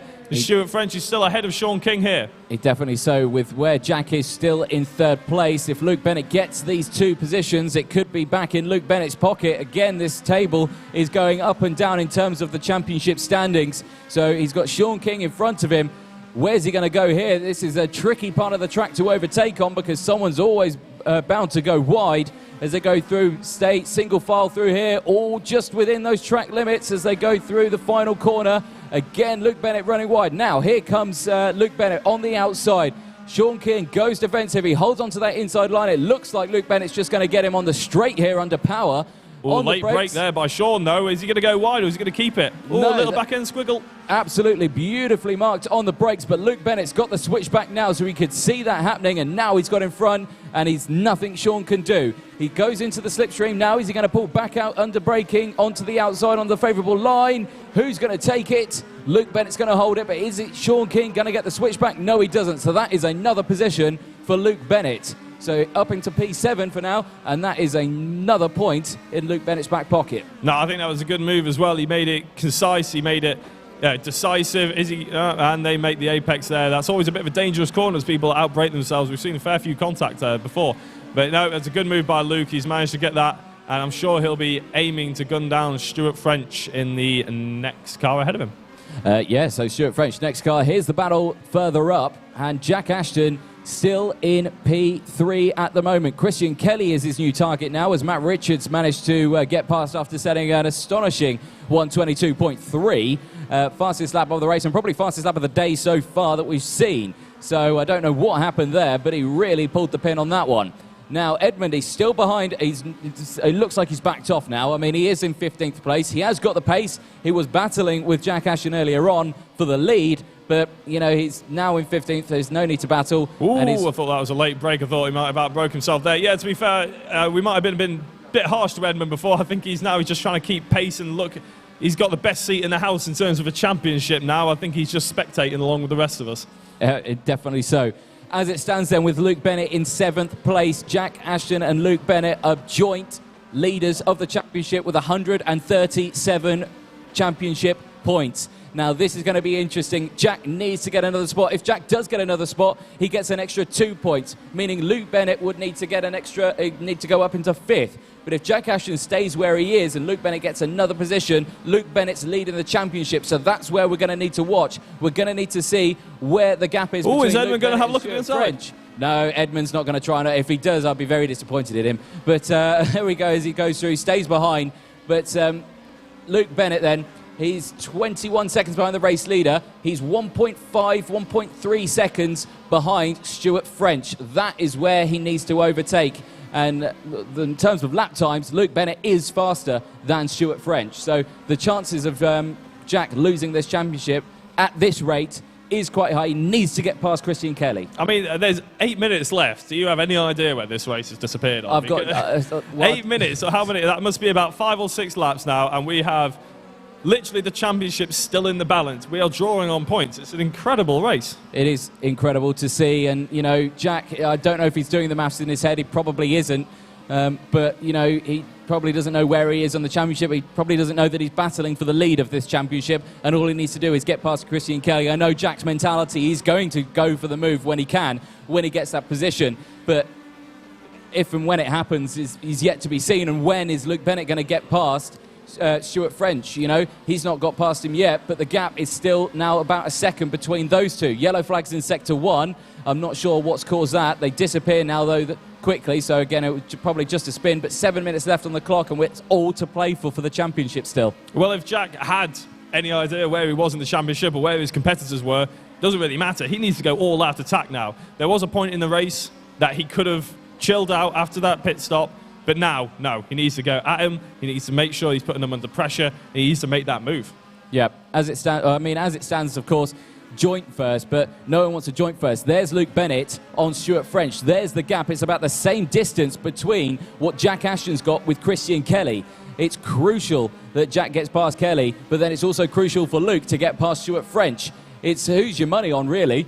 Yeah, well, in that last lap, actually, he was only a 10th quicker, Luke Bennett, and the lap before that, it was about half a second in Stuart's favour, but he did make that move, to be fair, as well. So, yeah, I couldn't call it here. It's exciting at the highest level, basically. It's we're going to have Luke sort of aiming up a move on Stuart, and it's how well Stuart can place that car. If he's anything like Christian Kelly in terms of racecraft, Luke's going to have a hard time.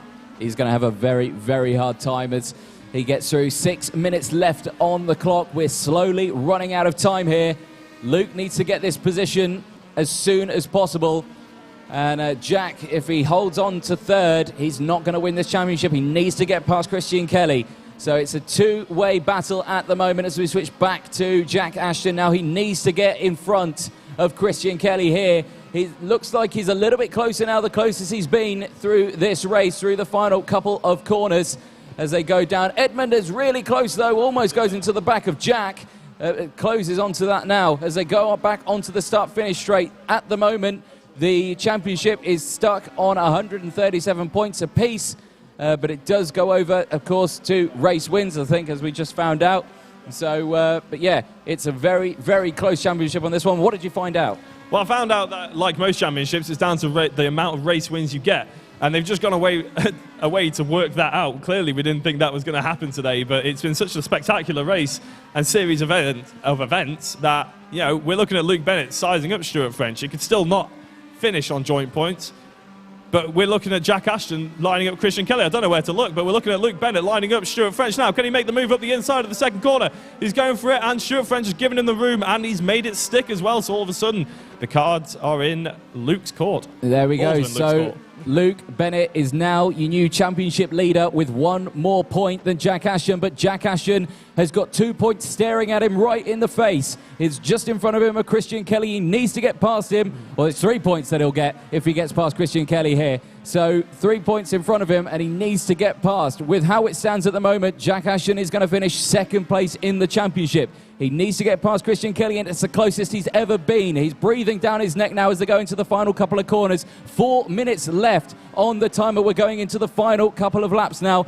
If he's going to make a move, it needs to be now as they go through, because he wants to pull a gap as well, just in case, because if Luke Bennett manages to get another couple of positions, if he gets past Matt Webb or Ben Brown, but we're looking at those gaps, he's got 7 seconds to close in on these guys. It's not going to happen. All that needs to happen now is Jack Ashton getting past Christian Kelly. If he does it, Jack wins. If he doesn't do it, Luke Bennett wins. Yeah, and it took Matt Richards about 40... Oh, I thought he was going to do it then. It took Matt Richards about 40 minutes to get past Christian Kelly last time. Jack's got about 3.5 minutes to do it. So, what are you thinking here? Who's going to be brave enough to call this one? Well, Jack Ashton is incredibly good at overtaking. Christian Kelly, however, is very good at defending. And again, super close under braking here through turn 3. Jack Ashton is all over the back of Christian Kelly, but it just looks like he hasn't got the pace to get that car alongside as they go through turn 4 again. It's the closest they've ever been through turn 4, now towards turn 5. They both run slightly wide onto the Astro. It looks like a better line on the inside for Jack Ashton. It looks like he's closed that gap. Now he's going to try to switch to the inside here in towards the penultimate corner. It's the closest he's been. He pulls out of the slipstream. He looks to the inside. Can he do it here? No, he slots back again. There's the first attempt. Is he going to attempt it into the final corner? They both run wide. There's both the track limits warning there as they go onto the start-finish straight now. That was a very close move there and the closest opportunity that he had so far. Yeah, he's definitely going to need to work. They both need to watch out on those track limits, but I imagine Jack will be thinking about the second corner here. He needs to get a clean apex and a clean exit as Christian runs wide a little bit, and he's going to have the opportunity, Jack Ashton, to look at the inside. Christian's going to close it off. He's going to look to the outside now. He's jinking left and he's jinking right. Can he do it? He's going on the outside. It's never going to work around the outside of turn 2, or is it? It looks like Christian Kelly's outbraked himself and he's gifted that position to Jack Ashton. Now Jack Ashton with those 3 extra points. That's massively opened this championship up to Jack Ashton's favour. It's back now with Jack Ashton's pocket. Luke Bennett needs to finish in about P4 now to get that championship back in his. He managed to close up a couple of seconds, but as it stands, Jack Ashton leads the championship only by a couple of points, though. Well, I mean, I couldn't see that happening. I think Christian has been so on the money with his car placement over the past 40 laps. Maybe the tyre degradation got away with him a little bit. Maybe he just missed his braking zone. Maybe he was driving in his mirrors. Who knows? But hopefully, we can all keep it clean, and maybe Jack Ashton can walk away with this. It depends if Luke Bennett can really put some flying laps in, but he probably only has this lap and one more to do it. It is all down to Luke Bennett now. He's P6 at the moment. He's got 4 seconds between himself and the man in front of Matt Webb. Here he is now. We're on board with only 1 minute, 25 seconds left on the clock. It's a tall order to get 4 seconds in that time. It doesn't look like it's going in Luke Bennett's way. He's had drama all the way through this race with crashes left, right and centre. And with the penalty that he got in qualifying pushing him to 5th place as well, it's not been a favourable race for him. Again, another little bit of a track limits there. I don't know if race control saw it. They've probably definitely heard it now because of me, so I apologise, Luke. But with 1 minute left on the clock, I think we're on final lap, depending on how far ahead Matt Richards is as we cut to him now. I think this is final lap. Yeah, and I think Luke Bennett, he's not going to have a chance of catching anybody else up, but it's whether or not Jack Ashton can keep this calm. The ball is in his court this time, as Matt Richards, we see, rounding the 3rd corner for what will be probably the last time. And we have to take a breath. Matt Richards, well done to him. Fair play. We've been focusing on the championship, but it's a good race ran by him. Yep, 2 rounds in a row with 2 race wins at this rate. 26 seconds on the clock. Is he going to squeeze an extra lap in? Because he's at the back end of the circuit now. He's only got 2 more corners to go. I reckon if this is going to be the last lap, it's going to be right to the line, though, if there's going to be a couple of seconds left. But as it stands as well, with the points, Matt Goodger-Scott's back into 3rd place in the championship. 5 seconds left. It's going to be very close where the checkered flag is. 2 seconds, 1 second. The race finish line is there. And that is the checkered flag. I think I see a little man waving that. Yep, finish has come up. So the checkered flag has come out. So Matt Richards wins. Jack Ashton, though, takes the first DTM championship by only a mere couple of points from Luke Bennett, who just missed out by a few seconds. And you can see the guys in front. That was the points he needed in front, and he's missed out on it for the first DTM season by a couple of points. I'd be devastated. I mean, nothing seemed to go Luke Bennett's way. The fact that he came back and he finished 6th, it's a testament to how quick that guy is. Really, really is. Yellow flags in Sector 2. I'm sure that's down to these guys. But there he is, your new championship winner of the 2019-2020 SRDTM Championship, Jack Ashton. Yeah, well done, Jack. It's, as I said, it's unfortunate for Luke. And I have to say, well done for Matt, as we see Luke driving off. Well done to Matt as well, and Christian Kelly, and everybody else who's joined in the championship. It's been fantastic watch today, and both the B final and the A final. It's been a privilege to come down and commentate on it, and I'm sure, Anthony, you'll feel the same way I do. It's a thrilling race. A very thrilling race then. So I have got the final championship points. Hopefully they're correct with my man with the maths. They could not be correct, but I'm sure they are. He works hard.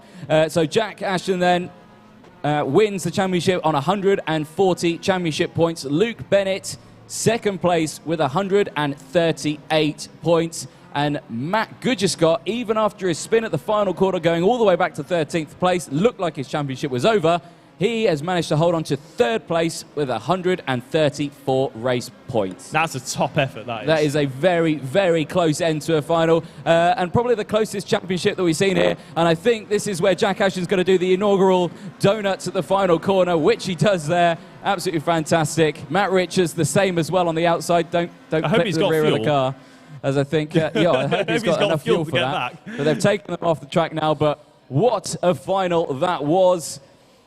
I need a drink of water. There's my bottle. What a final that was. Yeah, to the line. I mean, as I said at the beginning of the stream, that it's my first ever commentary gig. First time commentating on this sort of thing as well. And I picked a good one. So thank you very much for Simply Race. And thank you very much, Anthony, for guiding me through it. I hope everyone enjoyed it at home. Congratulations to everyone who was involved, not just obviously the championship contenders, but to everyone who got a podium today. And I can't wait to actually watch the podium in a couple of minutes. Yep, so we'll have the podium in a couple of minutes. Stick around. We'll also chat to the top three drivers and, of course, the championship winners as well. Stick around. We'll get those over to the sofa, so please don't go anywhere. We'll be back in just a moment.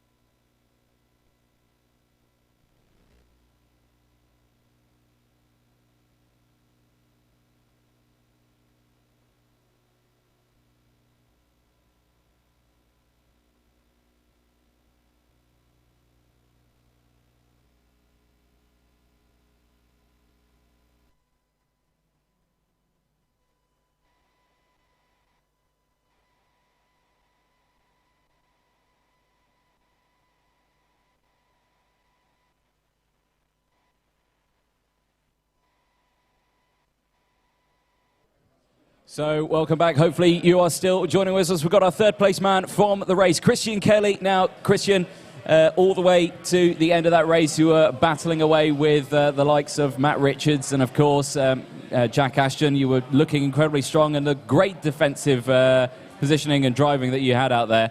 But right to the end, third place, though, it's still a podium and it's still a great drive from you. Absolutely fantastic. How do you feel from it? Thank you. I feel all right. What happened? Look, I'm not as fast as those guys. It's quite as simple as that. So I made two mistakes, and two mistakes cost me two positions, and that's what I'll take from it. It's fine. Coming third that's rubbish, really, because actually I want to win. That's why I'm here. So it's bittersweet, and I've learned that I'm not the fastest, but I can defend, and that's the racecraft part is what has really improved coming here, to be perfectly honest with you. So yeah. I'm somewhere in the middle. You're so and so with it. Now, there was huge drama behind you with Jack. Now, you made that little mistake going into turn two. If Jack had stayed behind you, Luke Bennett would have won the championship, but because Jack got in front of you, Jack won it by 2 points. Good for them. Oh, sorry. Look, man, it doesn't matter to me. I'm racing against them, and whoever wins, I'm not going to be the... It's just, but that pressure on your head, knowing that, you know, those guys are with you, and your driving is excellent. I would have made mistakes much, much more, but your driving was just on point through that, Yeah, man. defensively, it was all right. I made a couple of mistakes. So, look, I beat myself up. Thank you. Thank you so much. You got past those guys. You smashed it. Yeah, thanks. You smashed it out there, man. I'm my own worst critic. What can I say? But I'm happy with it. It's Yeah. fine. Whoever won, well done. Congratulations. It wasn't in my mind. All my mind was, yeah, your I had a mind bit of a iffy season and I finished strongly. So hopefully it sets me up for whatever else I do next, whether it's endurance or sprint racing. Mate, you would have beaten me out there hands down. I would have. Is that a compliment? I don't really know. Yeah. Okay, it is. Okay, good. No, but mate, well done. Thank P3, you very much. Fantastic job. Appreciate it. Cheers. Hope it was Spot on. fun. Yes, Cheers. yeah, spot on. Thanks, man. Well, third place there. Christian Kelly will get second place. Where is second place? Jack Ashton. Come over. There we go. Don't bother doing your hair. How was that? You can relax now. Oh, I'm absolutely knackered, mate. There's a lot of emotions going on. I can imagine. So, we were doing the maths here. I don't know if you knew, but you were behind Christian at the last couple of laps. At that point, Luke Bennett was leading the championship. I had it in my mind because I was thinking, I knew that from fourth onwards, it's just 1 point between each driver after that. And I knew he was sixth, so he was only a few points behind them. Couldn't do the maths in my head while racing. But I just thought the only way is just to keep racing and keep trying to push and keep just trying to get first. Don't worry about anything else. But not being too aggressive, get myself a penalty, because that's just the worst thing that could happen. And obviously Christian seemed to have a few issues of getting the braking zones right, and later on in the race, and it helped out for me and paid off, got it somehow. Talk us through what happened at turn 3 earlier on in the race. You probably heard. I did hear. Across the venue. Don't repeat anything you said in the sim. My usual antics. But obviously, a bit upsetting really to be dive bombed by someone on old tyres on non-rubbered line. It's never going to happen with a car that's not in a race as well. Bit of a poor decision by that driver. Won't say any more than that. To take me out like that as well is a bit of a cheap move. I'm not going to lie. But I'm sat here with a champion trophy, so yeah, exactly. You got through. It was a great recovery, and like I say, back up into P2, and yeah, that crucial P2 is what you needed, because it was right to the last. It was like the last couple of minutes. We didn't know if it was going to happen. Yeah, I really didn't know. I had it in my mind I might be safe with P3, but I still thought I got to keep going. Otherwise, there's no point. Yeah. Realising after the race I could have got second, thinking I thought I had it with third. There's no point. So I was happy to actually get it on the second to last lap. I think it was, wasn't it? Yeah, it was like minutes left to go. Well, second place in the race, winning the championship. Well done, Jack Ashton. You can't get any better than that. 2 trophies in one day. Cheers. Thank you, Jack. I'll take that one from you. And then we'll get first place, Matt Richards. We'll get Mr. Matt Richards in. Come on, take a seat. Join me on the sofa. Take that one. Right, so, we didn't have you pinned down for a win on this one because of where we did with qualifying, but out of nowhere, what a race that was. Yeah, I mean, really, really tough. I think if Christian hadn't have made the mistake, I don't think I would have got through. Defending so well. Everything that I tried, left side, right side, dummy this way, dummy that way, it just wasn't working, and he was defending really well. So I did feel a bit sorry for him, but if that opportunity arises, you have to jump on it. Yeah, that is one of them. But of course, obviously, this was only your second race in this one, because you first joined us at Zandvoort last time around. You won that. You joined us for this one. You won this one. So are you signing up for the next DTM championship then? Oh, of course, definitely. I did the last round just on the whim that I was here and thought, I'll give it a go, see what happens, and that went pretty well. And then I just thought, well, may as well give it another go, see what happens, and glad I did. Yeah, glad I did. Committed driving. Obviously, no championship stuff for you today because obviously you only had the 2 races, but 2 out of 2, 70 race points in total. You've beaten half the grid who have done nearly the whole championship. So it's a great effort from you. And pretty happy with that. Yeah, spot on. Well, cracking stuff from you. We'll get the championship guys in as well because we want to give a talk to them. But again, well done on another race win. Thank you very much. Cheers. Thank you. Well done. Matt Richards there. So let's get Matt Goodger-Scott if we've got him around. Is Matt Goodger-Scott anywhere? No, fine. We'll get Luke Bennett then. Excellent. Luke Bennett then, second place in the championship. Luke, talk to me. How much you feeling after that? Annoyed? I suspect so. You know, it's a tough one to go through the whole season working so hard towards that and to get it on that bit. But I have to say, you've done a fantastic season and drove amazingly. And just 2 points, it's an incredibly close championship. I tried. I didn't know I was leading the championship if Jack was So like third. the last couple of minutes you were leading. I thought Jack being third was enough for him to win the championship anyway. So after finding out that third would have been enough, then just add salt to the wound. You need to watch this race back later and you need to see the championship table going up, down, up, down, up, down constantly throughout that. It was an incredible battle. The race as well, you know, talk us through, you had quite a few mishaps in that one as well. Yeah, turn 2, lap 1, I was expecting something bad to happen because it's a hairpin and there's, 15 of us, so I was obviously annoyed about that, but I kept going. Obviously, after the first 2 rounds, I know coming from the back to the front, I'm able to do it. So I tried. I think I got back up to 6th, somewhere around there. Had the pit stop, and then it happened the exact same thing again. Turn 2. So, you know, I tried working my way back through. Managed to gain quite a lot at the end, but... Like I say, you drove amazing. You recovered back to that. You were leading the championship. It was just at those last couple of minutes. And we were saying, is he going to catch the guys in front? He just needs like 1 or 2 more positions, but they were just that little bit too far away, unfortunately, at the last bit. But maybe a few more laps. A few more laps, you'd have had that. A few more laps, you'd have had that. But bring that mentality back into the next season. And I'm doing touring cars, so... Excellent, excellent. Yeah, bring that into that one, and then you don't want to lose it again. But no, a fantastic drive. P2 in the championship, of course. Hold your head up high with that one, mate. That's a good one. Thank you. Spot on. Cheers. Thanks for talking to us. Well, joining us with the drivers on that one. Actually, we've got Matt Goodger-Scott. He's crawled out the woodworks. So, Matt, let's get you over. Tallest man in the world. Excellent. Well, not quite that tall. Yeah, you're quite tall. Taller than me. So, third in the championship. It looked like it was all over for you at the beginning of that race. You know, what happened at the final corner? There's just the red strip on the outside of that corner, and if you put a wheel on it, they're quite harsh. harsh. Like a 20% chance it's just going to spit you out. And yeah, and it did. It did. It did. You hit the wheel hard. Luckily, there was no damage, of course, on.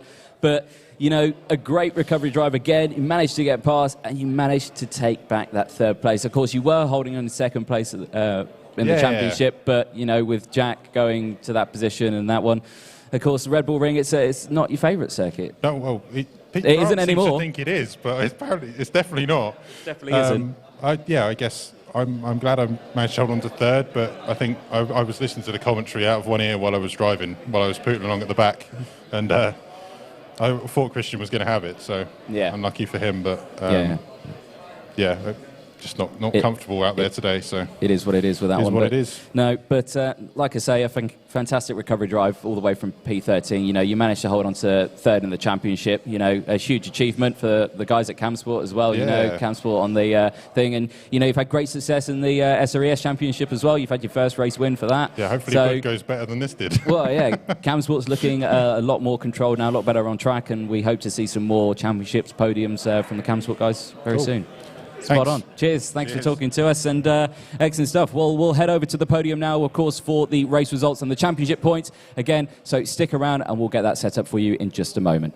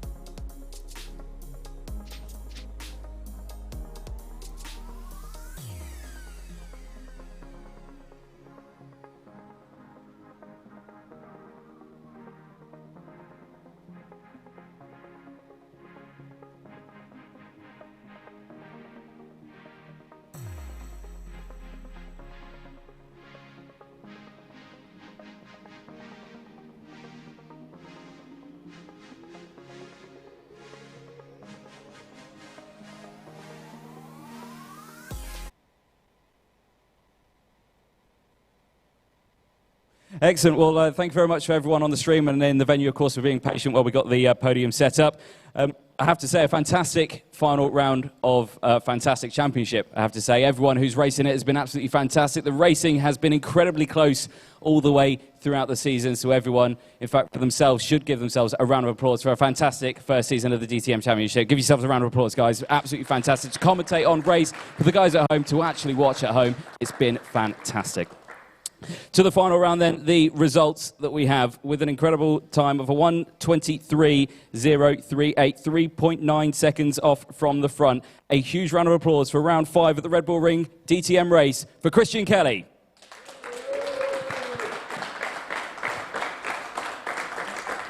Well done. Yeah, we can shake hands. We're not scared. We're not scared. Right then, so in second place, with their best time of a 1:22.855, 3.3 seconds off the race to the end. A round of applause, please, for Jack Ashton.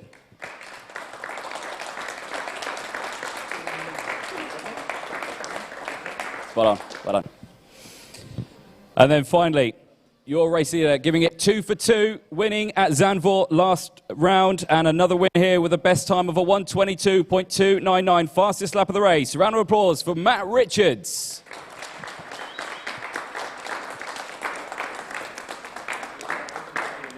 Well done.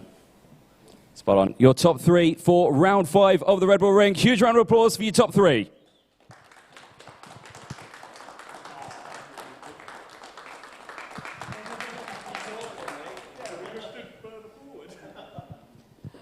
Excellent stuff. Now we move swiftly on to the championships itself. And again, what a championship final it was, with the maths being done live. Thank you very much to Colin, wherever you are. Thank you, sitting right next to me, doing the maths, because I couldn't do it.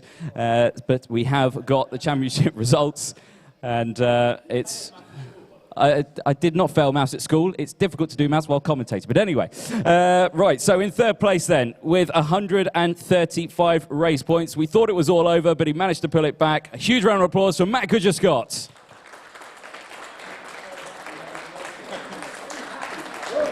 Well done.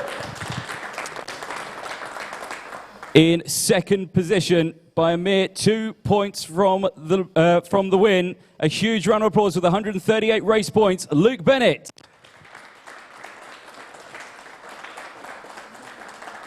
Wow.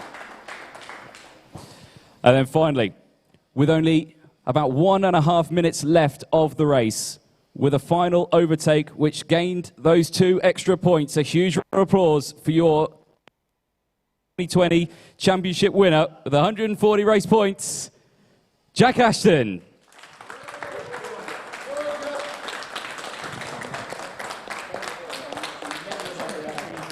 Well, again, a huge round of applause for your 2020, we'll call it, championship DTM winners.